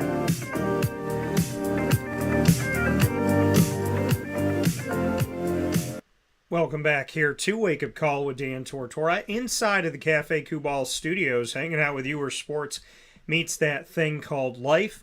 And, of course, Cafe Kubal on 3501 James Street, 401 South Salina Street and those are all in Syracuse. You also find them on 343 Fayette Street in Manlius, New York, in their giant behemoth of a brown-striped building. I call it the Welcome Center to Manlius because it is so big, and it's where all roads converge into Manlius, New York. So you can check it out there, and on the corner of Route 11 and Taft Road at Sweetheart Corners. So make sure you head out there today and pay them some love and continue to support local, which I appreciate so very much. So with that being said, we're inside of MonPosPopcorn.com's What's Poppin'. You've heard from Tae Baker, Clay Gagen-Sherman, Tom Bonus, Ross Turetsky, and now that Orange Block S has brought us in to what is the Syracuse Orange men's basketball preview that we're doing here on Wake Up Call with Dan Tortora, heading into the season as we tip off tonight officially. They have had 2 exhibition games,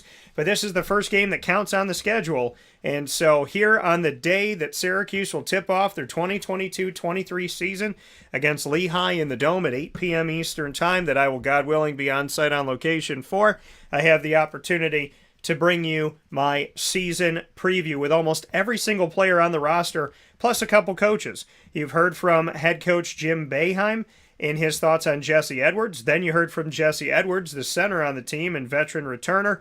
You've heard from the veteran returning and now in a position that I think is the right one for him and always was, shooting guard Joe Girard III. And now it's time to hear from returner Benny Williams. And Benny and I have an opportunity to set the record straight about something that, like I said before the fast break, was ridiculous last season. Well, did he think it was ridiculous? You'll hear what he has to say here on Wake Up Call with Dan Tortora, where sports meets that thing called life, as Benny Williams and I get to preview this season and talk about something last season that seemed a little bit strange. You obviously heard very early on in the season. I feel like the media kind of made something out of the whole, are you going to transfer this? And it was like a few games into the season. How did you handle that, and did you ever think about it? No, I never really thought about it. Everything last season was all my fault, so I can't blame anybody else. Why would I transfer to school and just change here? Like, why not change here? This is the school I've always wanted to be at, so why not try to make the best out of it? So you found it as ridiculous as I did? Yeah. Okay. So where have you improved the most? Sure, for sure. I put a lot of work into just shooting off my fingertips and just being more consistent. Yeah. So bring me into kind of maybe where the range is now for your shot and where your comfort zone. I think I'll shoot it consistently from the college three-point line. Obviously, there's always more room for improvement, but definitely showed a major jump in that over the summer. You got a bunch of new faces coming in, young team in a lot of ways when we look at this roster.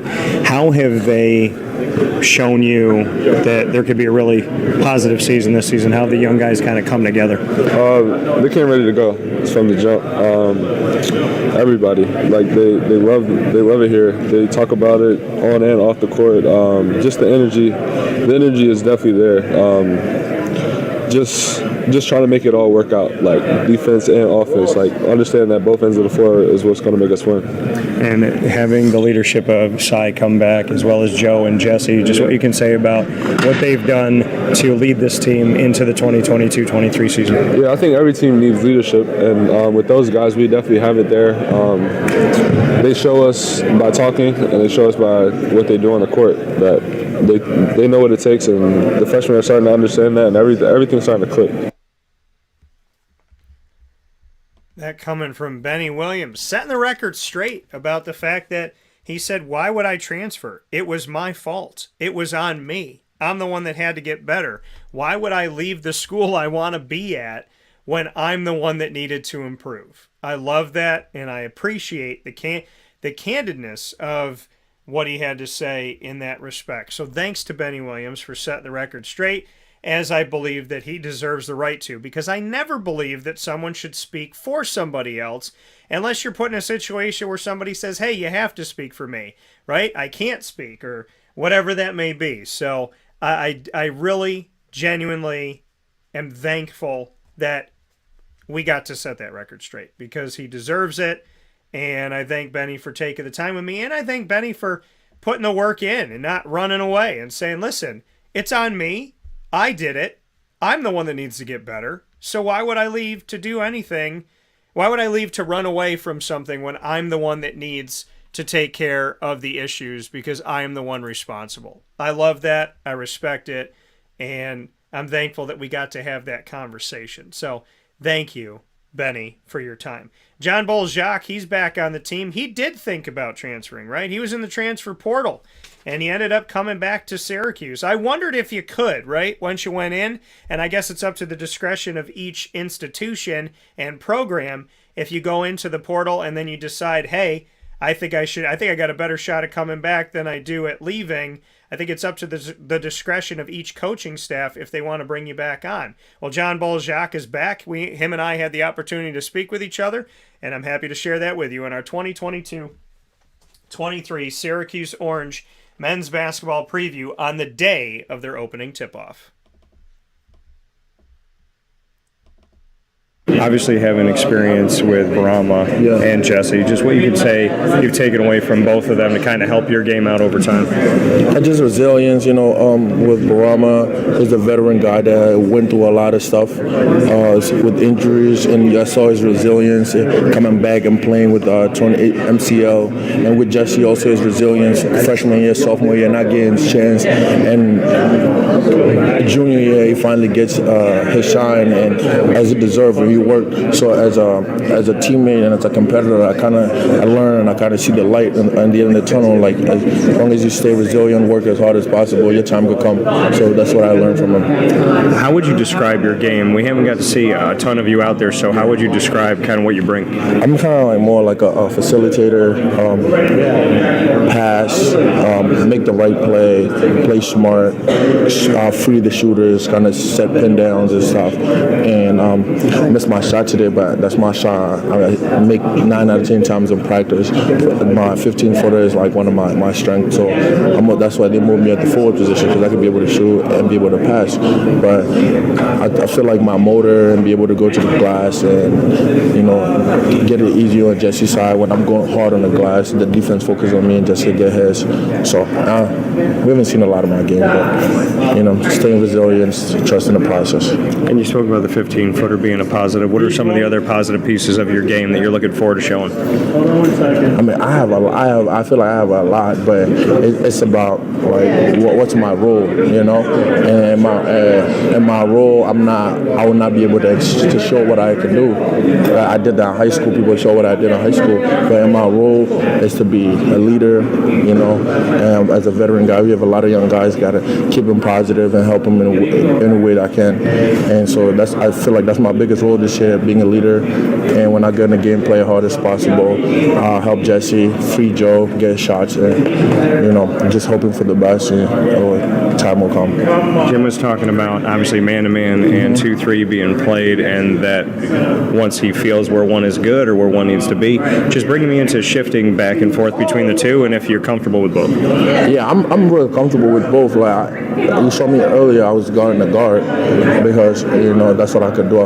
That's part of my game that I haven't really been able to show, being versatile and guard multiple positions, 1 through 5. But I just feel like man-to-man kind of gives us a chance to compete out there. And, sometimes the zone is more like positioning. And if you're not in the right position, the whole defense is messed up.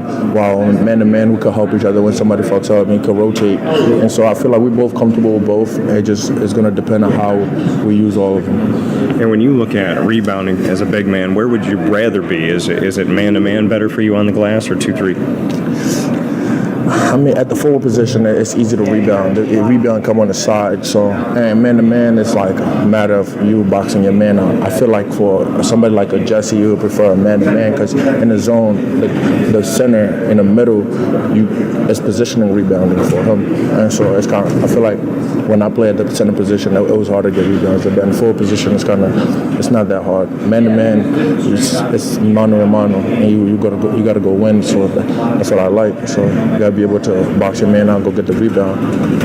And you say moving from center to forward, you think is going to free up your game a little bit more and let us potentially see more things? Yeah. I mean, it's going to happen. It's a role. I mean, it's going to expand as time goes, and I'm just trusting the process right now. My role is kind of short, if I may say, being a leader, being a facilitator, not really being able to be aggressive scoring because you have scorers. And so you have to balance that and be like, when do I be aggressive?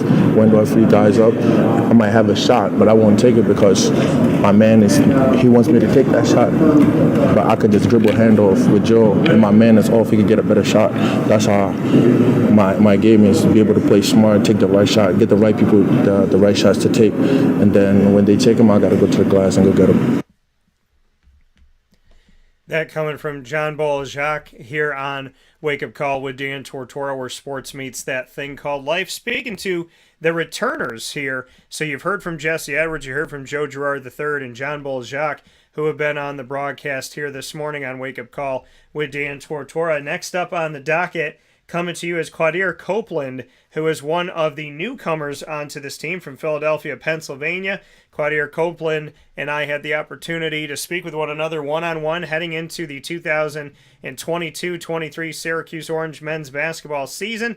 And today is our preview day because it's tip-off day to the season for the Syracuse Orange. So very excited to have Quadir Copeland on the show for the first time ever, as we have the opportunity to feature him here with you inside of these Cafe Kubal studios. So with that being said, Quadir and I will start our conversation here with you right now as we get set for this upcoming season. Get to know him, number 24 out there for the Syracuse Orange, and one of the many new faces that hopefully will be bringing a lot of success to Syracuse, New York. Being a part of a big freshman class for this team, and obviously a new look orange, what are you most excited about, knowing that this team is going to look different? Really just putting everything together that we've been working for all week and summer. So we've been putting in so much work, so really just seeing that on the court and actually how it applies to the court is going to be amazing. How would you describe practice?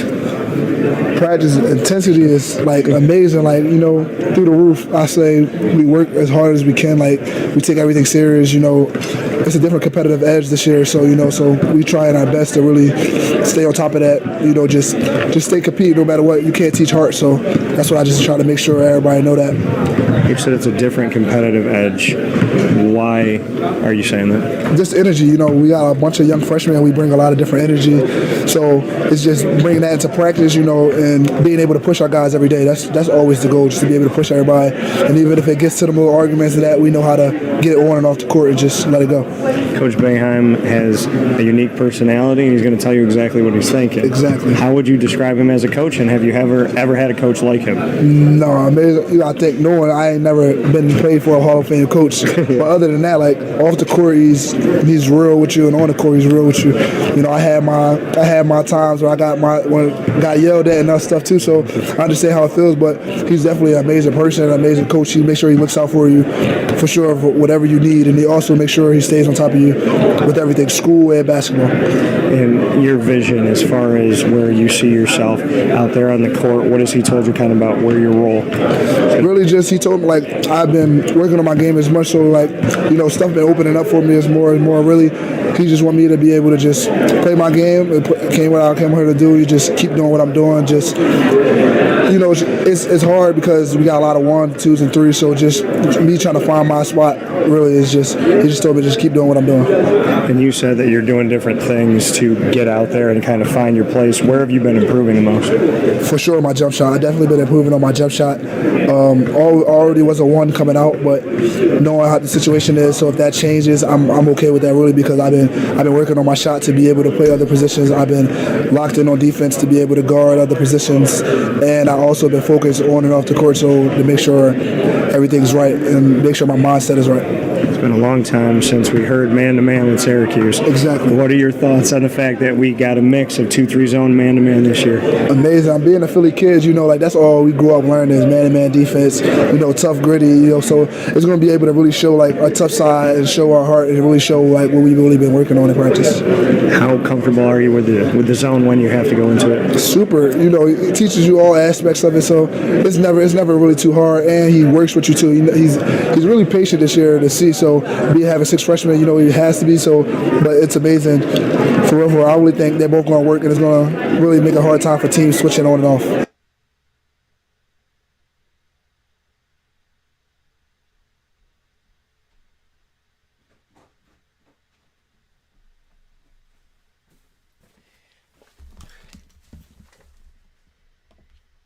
That coming once again from Quadir Copeland, a new face on Syracuse's team, coming from Philadelphia, Pennsylvania, and wearing number 24 for the Orange this season. So appreciate having Copeland on the broadcast in our 2020-23 Syracuse Orange men's basketball preview on the day of tip-off. Quadir comes in as a guard at 6'6", and like I said, from Philadelphia, Pennsylvania, and IMG Academy recently here as well. Next up, and another new face on the team, Peter Carey is joining the broadcast from Sunderland, Massachusetts. Peter Carey wearing number 23 for the Syracuse Orange this season, and coming out for them, like I said, from Massachusetts here, Sunderland, Massachusetts, and has been at a bunch of different schools here. Was at Northfield Mount Herman High School and then Frontier Regional School.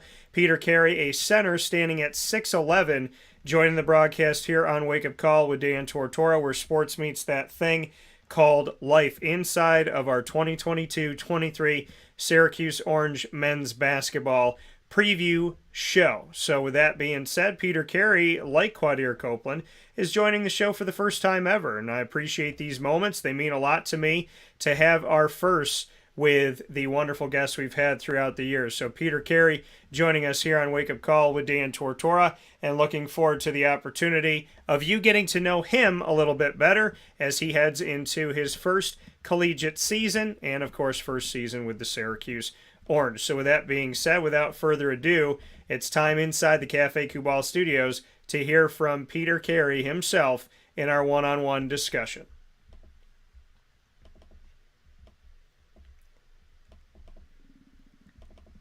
Well, obviously, you're part of the new faces on the team this season, a new look for the fans. What do you want the fans to know about what the Orange is going to be this season? I think the Orange is going to be a different brand of basketball than they've seen in the past. We got a lot of guys who are looking to shoot, who are looking to drive the basket, but the biggest thing of all is we're going to take a lot of pride in defense this year, and we're just going to play our hardest, and we're going to win games that way.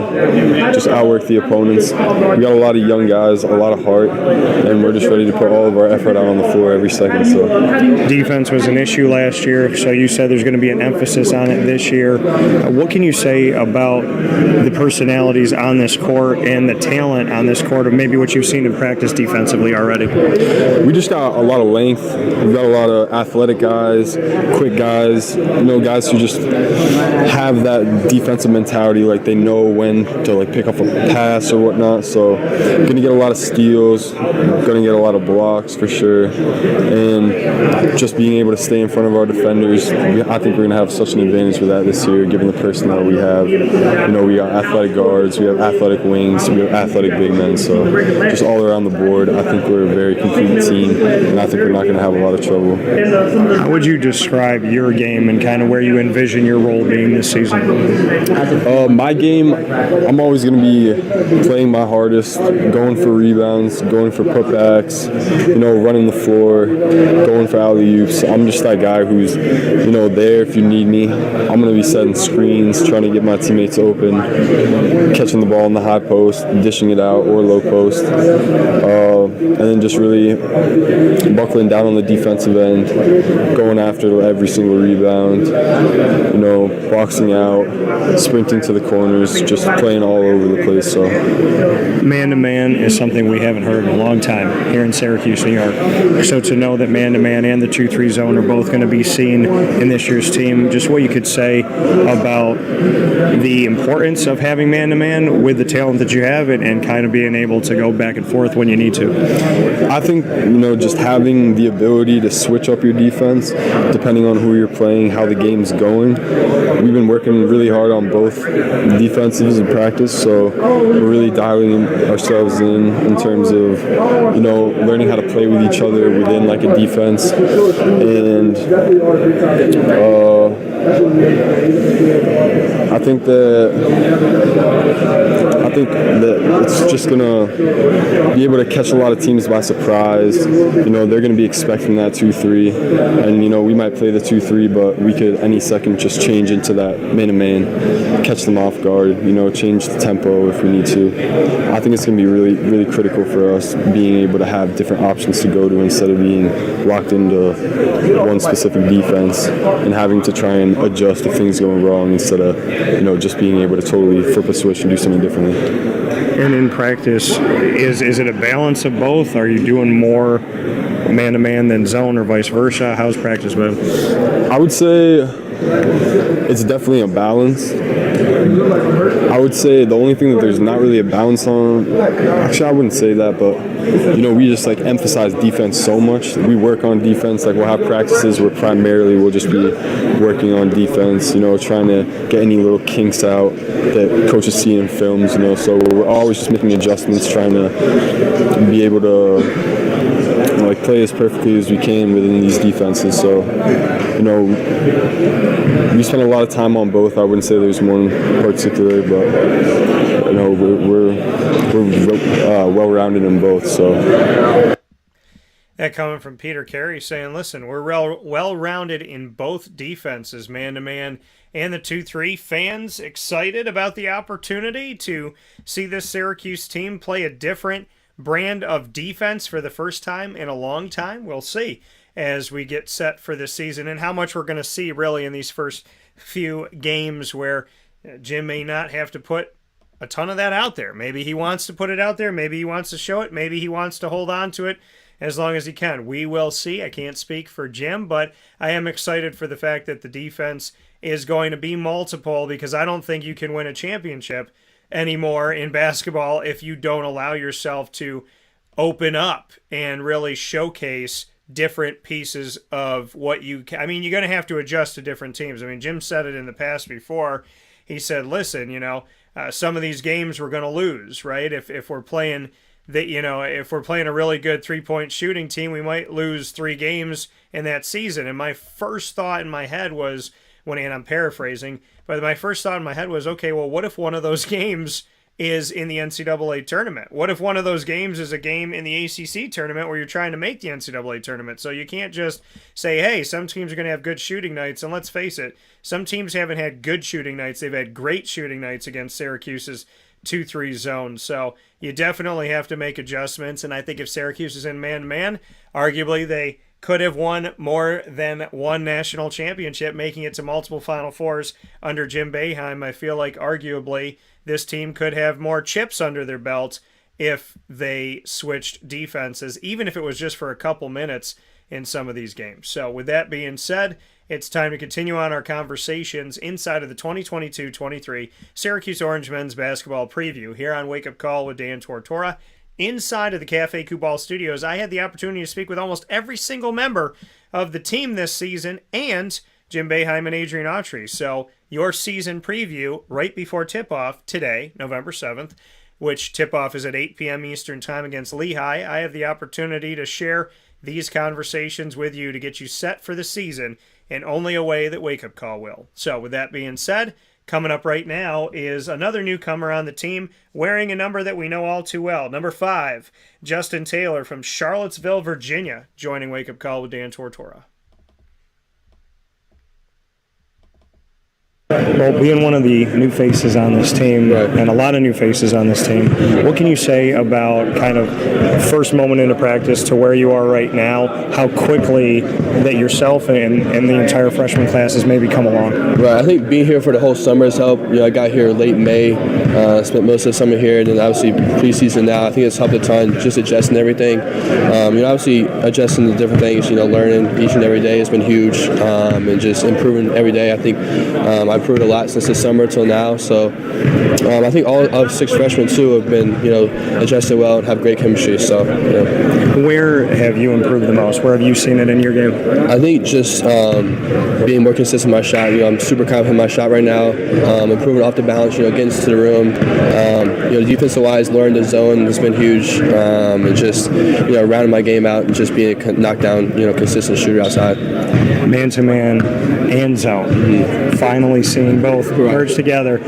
How excited are you for that, and what can you say about practicing both and learning how to kind of utilize both to your advantage? Right. That was something that Coach talked a lot about in the recruiting process. He said that he wanted to play both. I think we have the weapons to do that. We have great length, athleticism, so I think it's going to be super scary, to switch back and forth from zone and man depending on who we're playing. I think it'll help us a ton, because the offenses won't know what we're going to do. Essentially, I think we could be super dangerous, switching back and forth. So I talked to some of the other freshmen coming in with you that said that they just have a confidence about them, confidence about this team and what this team can do.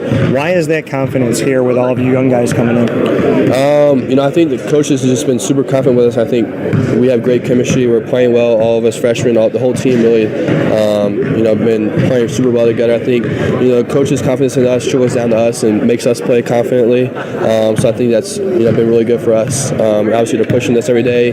We're learning from Coach Boeheim, the whole coaching staff every day, improving. So I think that's helped us a ton. And at this point, we're just super ready to, finally get started. You picked Syracuse. Now being here and having some weeks under your belt, the orange across your chest, would you do it all over again? Of course. Honestly, now that I'm here, I really couldn't imagine being anywhere else. It's the perfect fit. Being around the coaching staff, being around the players, there's really nothing like it. And, it's a huge family, and I've loved my time here so far. So it's just super ready to get started this season now.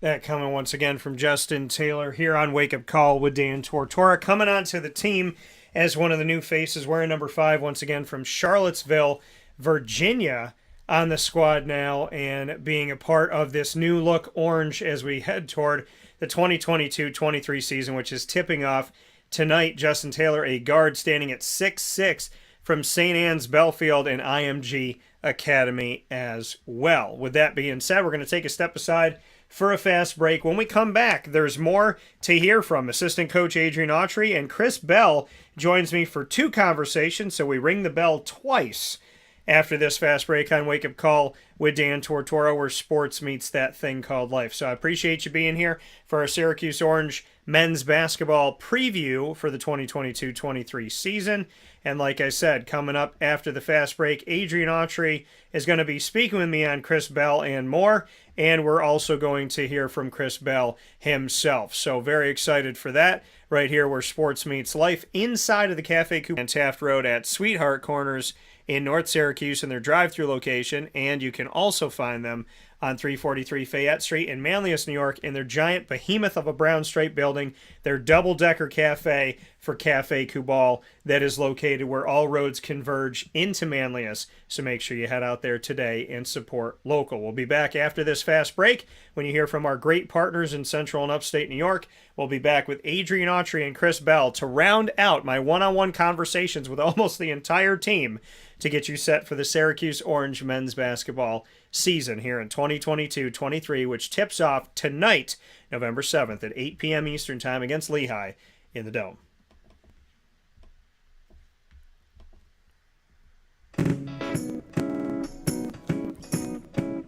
In these unique times, there are those in our community that give us a sense of normalcy and positivity. Pizza Man on 50 Oswego Street in Baldwinsville has been here for you for over 35 years and is here now. Call 315-638-1234 or order online at pizzamanbville.com to bring those familiar tastes into your home. And remember to come see our monthly on-site broadcasts centered around the community and our Baldwinsville beats. Pizza Man in Baldwinsville. Any way you slice it, they are always here for you.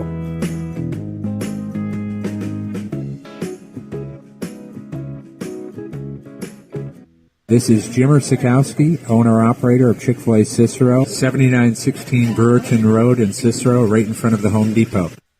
I had a deep feeling that God wanted me to do something bigger with my life and to help people, help others. I kept putting Chick-fil-A in my life, and I realized as I was going through the franchise selection process that positively impacting the lives of others was really core to what we do here at Chick-fil-A. First of all, it starts with the food. The food is brought in fresh daily. We bring in local produce. We prepare to order in the kitchen. We hand bread our chicken. We hand spin our milkshakes. It's great food. It doesn't taste like fast food.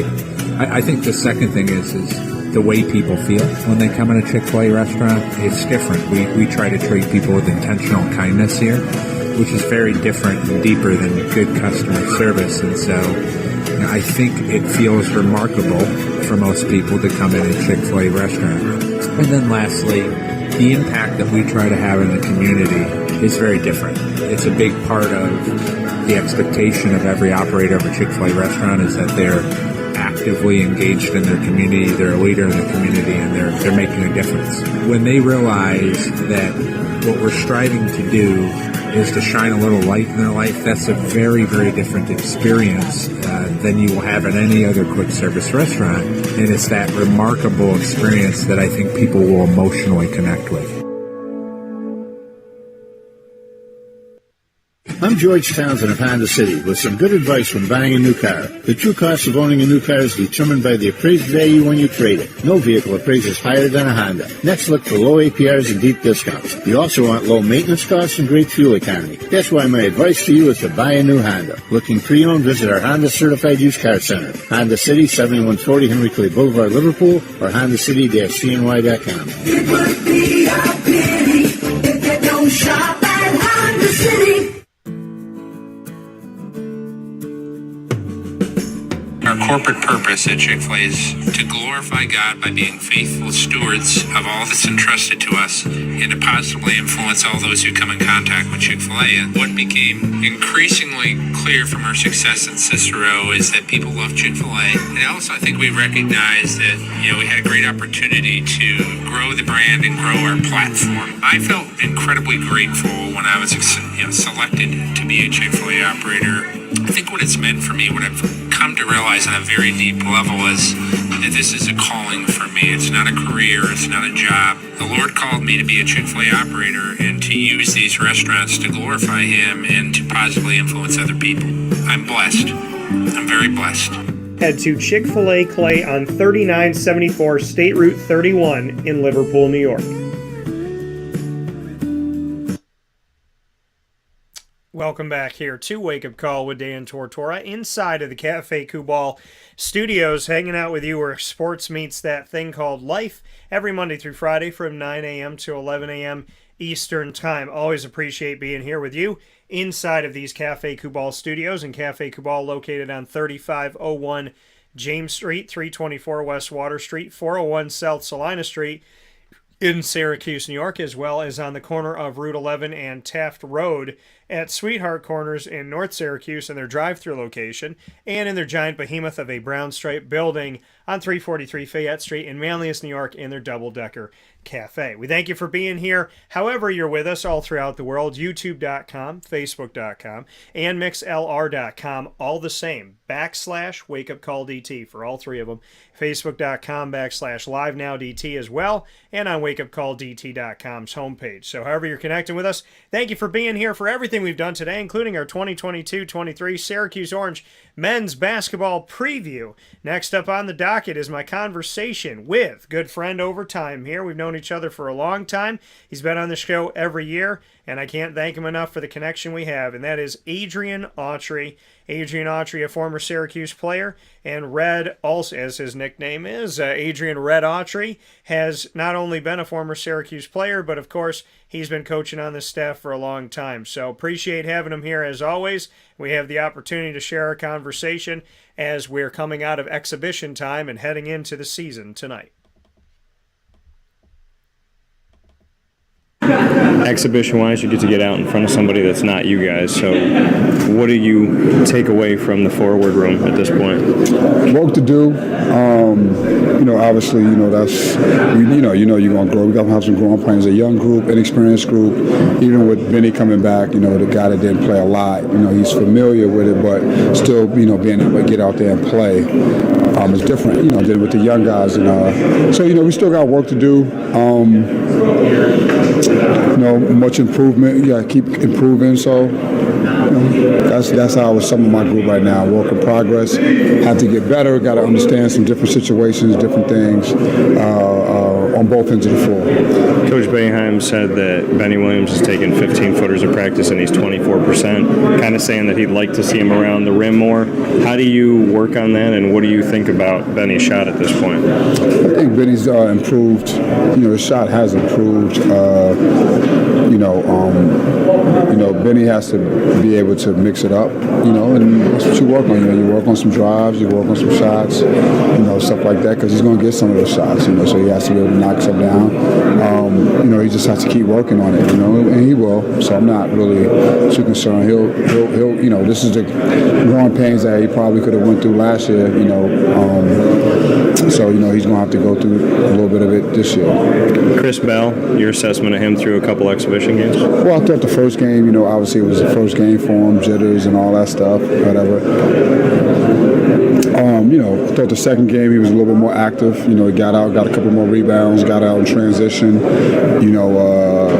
He's still feeling himself around. But I thought today's game for him on a personal note was a little bit better than the first game. What keeps you coming back? You and I have talked for many, many years. So what keeps you hungry in this game? Well, it's a new group. Each year is different. Different team, different groups. The challenge to kind of get them to come together and work together and see them improve and watch them improve. I just love the challenge of that and helping guys. Loving the challenge of seeing guys improve, building them up, seeing them grow, seeing them progress forward. And we are spoiled to have Adrian Autry here as a recruiter and as an assistant coach, and someday probably, hopefully, a head coach somewhere. So appreciate Adrian Autry as always. And he brought up Chris Bell. Chris Bell, another one of the new faces. And like I said, the bell is going to chime twice here on Wake Up Call this morning in our Syracuse men's basketball preview show going into the 2022-23 season, because I had the opportunity to speak with Chris Bell, who's wearing number 0 on the team as a newcomer, 6'7" forward coming from Concord, California. He joins me here on Wake Up Call with Dan Tortora for 2 separate one-on-one conversations, and we'll start with my conversation with him initially, the first one that we've ever had. So definitely appreciate having him here inside of the Cafe Kubal studios where sports meets that thing called life. Once again, Chris Bell joining Wake Up Call with Dan Tortora for the first time ever, and my first conversation with Chris ever on Wake Up Call with Dan Tortora is going to start with our talk about his overall feel coming in and whatnot, and then we'll get some of his thoughts coming out of exhibition as well. Well, being a part of a big group of new faces on this team, just what it's meant to you to be a part of this program and what you've taken away from this incoming class. Just taking away, being a kid, growing up, I watched Syracuse. My dad's from the East Coast, so it was a big thing. Where's he from? DC, actually. DC. Yeah. It was just nice coming in with, there's 6 freshmen, so 5 of the guys, just knowing that I'm not coming here alone, and really the culture, we're bringing it back, bringing winning back. We want to blow New York up this year. You said you're bringing the culture back, bringing winning back. How are you doing that? What are you seeing in practice? Everyone's competitive. There's no days off. We're not coming in and taking any days off. And everyone's getting better every single day. That's the point. Where do you see yourself kind of fitting in the most out on the floor? Where's kind of your vision of where you want to be? Coach said I'm going to be playing the 3 this year, so really just on the wing, score, I can shoot the ball really well, and working on my rebounding, and that's really it. You look at the fact that Coach has a very unique personality, and he's going to tell you how he feels pretty clearly. Have you had a coach like Coach Boeheim, or is he kind of in and of himself? Actually, my coach at Massage Academy, Paul Peterson, just like him, says exactly what he means, and I get it 100%. So what is it that you've learned at this point from Coach that kind of is right top of mind for you? That you got to realize, like, when a coach tells you something, it's not always exactly what they really mean by saying it. It's just maybe for you to try lock in or try different things, but also to listen to what they're telling you to do. And for you, you said, like, this is obviously the school that you want to be at, the school that you want to come to. When did you know in your heart that this was the right place for you? Because obviously there's a day that you committed, but how quickly did you know this has to be home? I actually went home. I talked to my dad and my parents. I had 3 options, and we discussed the options, but one was just sticking out. It was just one I liked more than all of them. It was really Syracuse. So that's how I came to it. And really talking to my roommate in his room, we made the decision. He was going to San Diego State, and I said I was going to Syracuse, and we made a deal like that. And let's shout out your roommate, Corey Johnson, Washington. And I have to ask you about Coach Red, because I've known him for many, many years, and he's got his own personality, his uniqueness. How would you describe Coach Autry? He's a great coach. He's definitely going to push you to get the best out of you no matter what. He's going to show you new methods to everything you can do. And really just trying to keep a good attitude and just stay focused. That's really what he's trying to instill. Always play hard, for sure. Where's he focused in on your game the most? Rebounding. Yeah, good answers, right answers. Okay, so Coach, agree with you on that.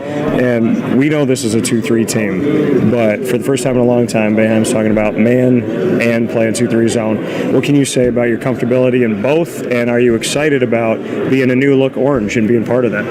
Man, I love playing man. I'm real good at it, so I enjoy it. 2-3 is gonna be fun for us, but I think we might tend to play man more a little bit. From my opinion, like once we really start playing games and once seeing what everyone really like, even if 2-3 might be better options in certain games, you never know. But I think man is gonna be up there for a more consistent basis for us, for sure. Excited to play man, and talking about the fact that he thinks we might see man on a more consistent basis. That coming from Chris Bell. And if you're wondering, Adrian Autry was right there by us when he was answering those questions about Adrian Autry. Hence the little bit of laughter, and I believe Adrian clapped at one point when I said, where is he focusing on you working on the most? And he said rebounding. So Adrian agreed with that. That's why I said good answer. So we had some fun with that. We're going to stay with my conversation with Chris Bell, as him and I also got to talk after the second and final exhibition game against SNU, Southern New Hampshire, who plays in the same conference as Moyne down the road, which is the NE10 for Division II. And so here's Chris Bell and I back at it again as he rounds out my 2022-23 Syracuse Orange men's basketball preview of multiple conversations as we get set for the tip-off tonight. Just what you can say about, assessment, a couple games in, get those exhibitions down, just what you take away from your personal game. Really just trying to find my spots, not trying to force anything, just letting the game come to me, and focus on other things. There's different parts of the game than just scoring. You got rebounding, defense, boxing out, being a great teammate. What is it about these 2 games that you feel like you've done well? What are the positives that you're taking away for yourself? I think through these first 2 games I've been confident, which sometimes I struggle with. I think the first game I was lacking on defense, but the second game I feel like I picked it up. Really just rebounding, that's what I'm working on. I know shots will fall, I'm not really worried about that. Man-to-man versus 2-3, Jim said that they'll figure out what defense is best and he's going to go with whatever he feels. Where's your comfortability in shifting between the 2? I don't really mind. I've been playing man-to-man my whole life in high school. My senior year for high school, we pretty much played zone the whole time. So to me, there's really no difference. It just depends on the team you're playing, and that's what you got to do. Next time you're in the dome, the lights are going to be real. Just bring me into knowing that it's going to count from here on out. I can't wait. Realistically, it's going to be a once-in-a-lifetime experience for me. First college game, and I'm just excited for everything. When you look back, hindsight 2020, what made you want to come here, and what can you say now that you're here? What made me want to come here is Coach Boeheim. The culture. They had great wings come through here. And really just New York is a lot different from the West Coast and from California. So you come out here as East Coast who is just trying to get better and better my game myself. What was it about the game out on the West Coast? Is there any similarities that you see here, or is it totally different? East Coast basketball is a lot different, I'd say, than West Coast basketball. I feel like West Coast basketball is a lot of skillful players over on the West Coast. I feel like the East Coast, you got people are just more dogs. Like, you know, people can play, but it's just not the same type of skill level.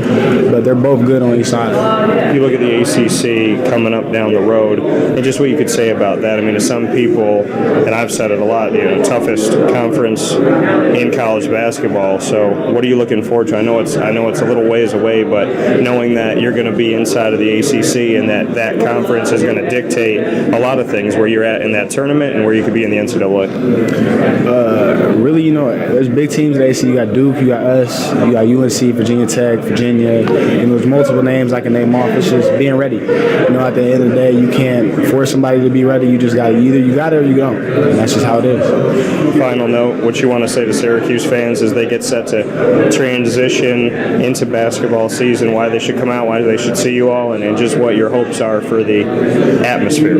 Well, I think y'all should come out because it'd be kind of crazy if we made March and then we had no fans. We definitely are making March and really just returning it back up. Syracuse basketball is back to winning as we want, winning season and making March and hopefully winning something else along the way. Appreciate it. Thank you for your time.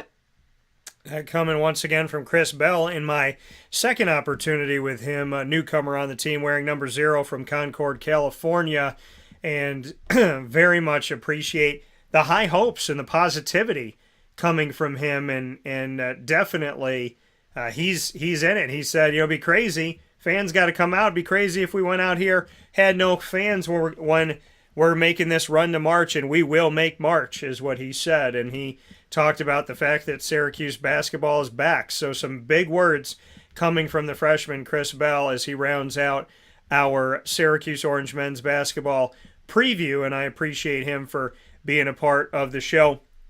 I want to thank all my guests that have been here in the Syracuse Orange men's basketball preview. You heard from head coach Jim Boeheim speaking on Jesse Edwards. You heard from returner center Jesse Edwards from Amsterdam, Netherlands. You also heard from Joe Girard III coming back and playing shooting guard now. Hopefully, I think him playing in position is going to be better for his game personally and hopefully the team as well. I'm sure he'll take the ball up at times if he needs to. Glens Falls, New York. And Benny Williams returning and talking about how crazy it was that some people had started this story that never seemed true to me. And Benny cleared the air on that it wasn't true. He wasn't going anywhere. He put it on himself. He needed to get better. Why should I leave when it's my fault and I'm the one that needs to improve? Why would I go somewhere else like that? Love that from Benny. Appreciate him setting the record straight. Bowie, Maryland, coming back onto the team at forward. You also heard from newcomers on the team, Quadir Copeland, Peter Carey, Justin Taylor, and Chris Bell just now. And, of course, you heard from returner John Boljac, who potentially looks at transferring out, decided to stay from Natinga, South Sudan, and assistant coach and good friend over the years, Adrian Autry. So, a lot of great stuff here. Somebody might be saying, because I know people nitpick, in today's America, everybody's trying to find something wrong with everything right. So they'll say, Dan, why wasn't Cy on the show? You know, why didn't you have Symir Torrance? Where's he at? Well, we couldn't get to every single player. So Munir Hema, Judah Mintz, Symir Torrance, they'll be on the show coming up this season, God willing. We'll have the opportunity to share with them. Not because we didn't get it in. Obviously, Alan Griffin and Jerry McNamara, assistant coaches on the team.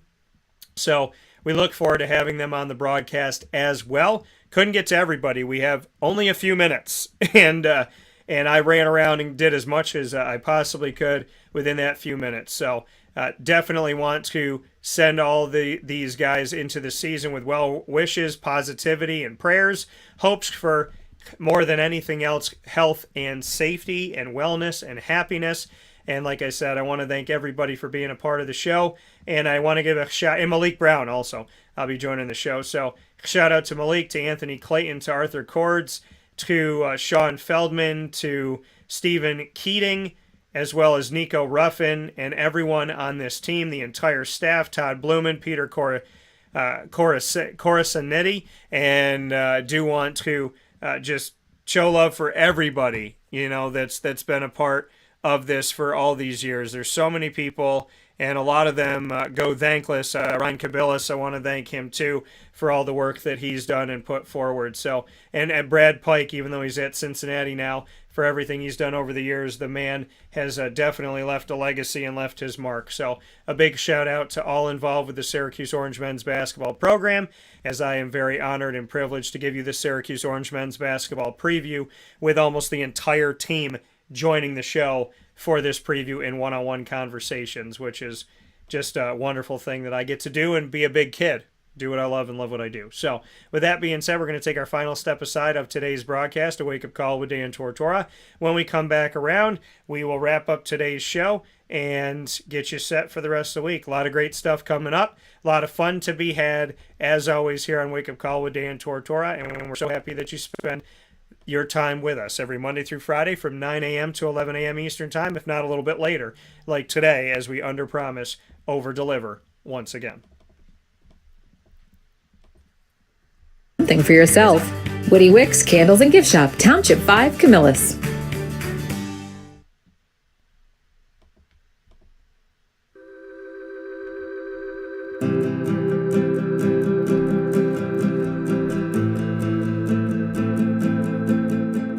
Cafe Kubal offers same-day local delivery of our products, offering no delivery charge for Onondaga County.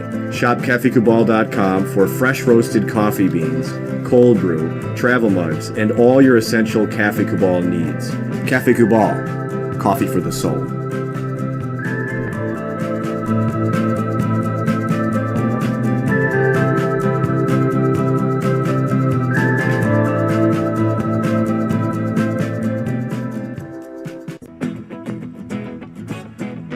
This is Amy from Mother's Cupboard, home of the whole frittata. We are open daily 6 a.m. to 1:30 p.m. For takeout orders, call 315-432-0942 and tune in to Wake Up Call with Dan Tortora for our monthly food challenge and try our Wake Up Call signature menu item available 7 days a week. Here at Mother's Cupboard, we are Central New York, and it's our honor to serve you.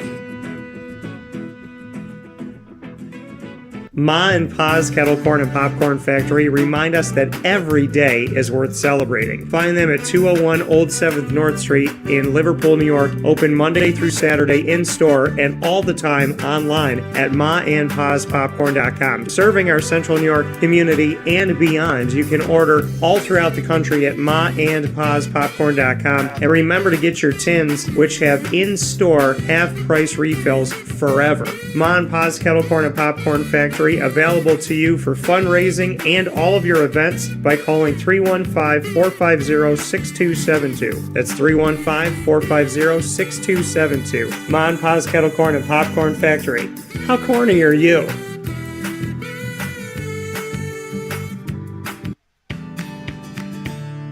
Woody Wicks Candles and Gift Shop, Township 5, Camillus, where you will find handcrafted all-natural soy wax candles over 60 cents to freshen up your home. We carry a wide range of locally made items, Syracuse, Syracuse Salt, and Chocolate Pizza Company, to name a few. Let our knowledgeable staff help choose unique gifts and keepsakes for any occasion. Gifts for family and friends, and maybe a little something for yourself. Woody Wicks Candles and Gift Shop, Township 5, Camillus.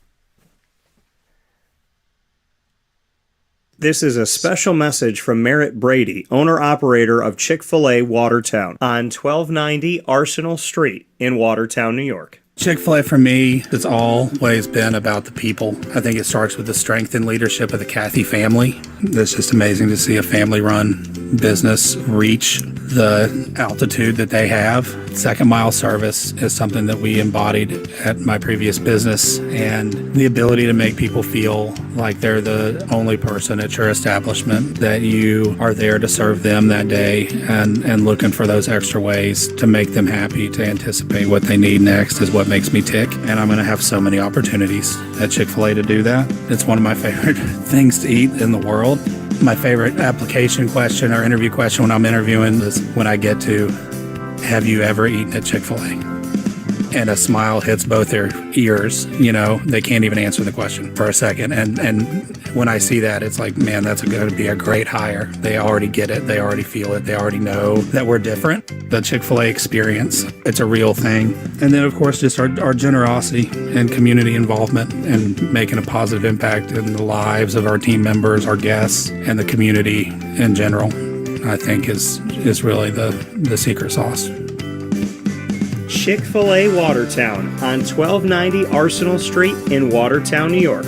Coming to you, fall 2022.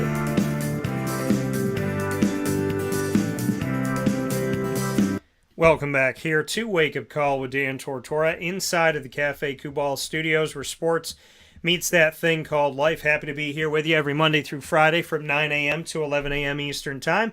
Under promise, over deliver. We've been here with you for until almost 11:30 this morning, so we appreciate you being here inside of these Cafe Kubal Studios. Cafe Kubal, 3501 James Street, 324 West Water Street, 401 South Salina Street. So make sure you go out and check them out at all of their Syracuse locations, 343 Fayette Street in Manlius, New York, and on the corner of Route 11 and Taft Road at Sweetheart Corners in North Syracuse in their drive-through location. So make sure you head out there to Cafe Kubal today. And I thank you for supporting local and for everything you do to support our wonderful community. And thank you for supporting me here on Wake Up Call with Dan Tortora every Monday through Friday from 9 a.m. to 11 a.m. Eastern Time, where sports meets that thing called life on YouTube.com, Facebook.com, and MixLR.com, all / Wake Up Call DT, as well as on wakeupcalldt.com's homepage, where the MixLR feed is embedded,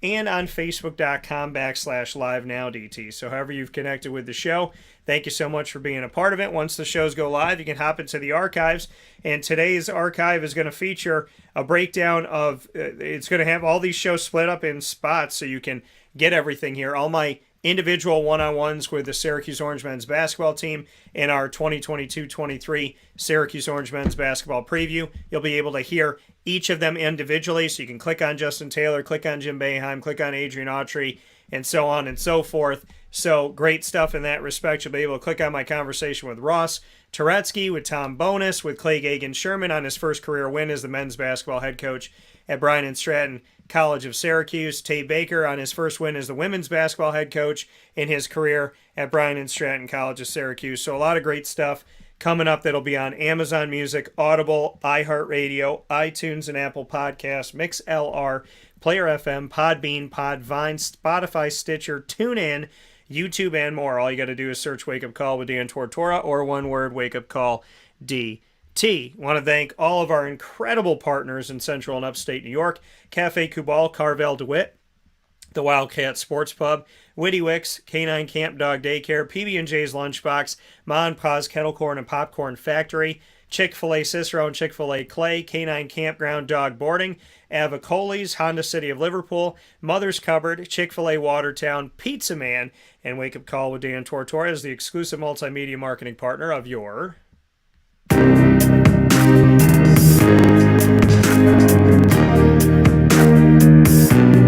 Moyne College Dolphins. It is fins up every single month on Wake Up Call with Dan Tortora, where sports meets that thing called life.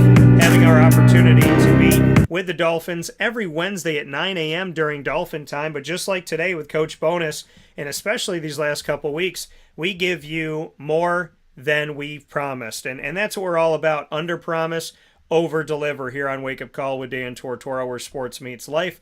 We thank all of the Fins coaches, administration, future Dolphins, alumni, as well as, of course, President Dr. Linda Lemura, Athletics Director Bob Beretta, and like I said, student athletes, coaches, everybody involved. We thank you so much for being a part of Wake Up Call with Dan Tortora. You can get our entire archive, including the half a year now of realignment and reclassification conversations that are exclusive to Wake Up Call. Those are all available on the Lemoyne tab on wakeupcalldt.com by subscribing to youtube.com / wakeupcalldt. And for more information, go to the Dolphins' newly redesigned website at lemoynedolphins.com.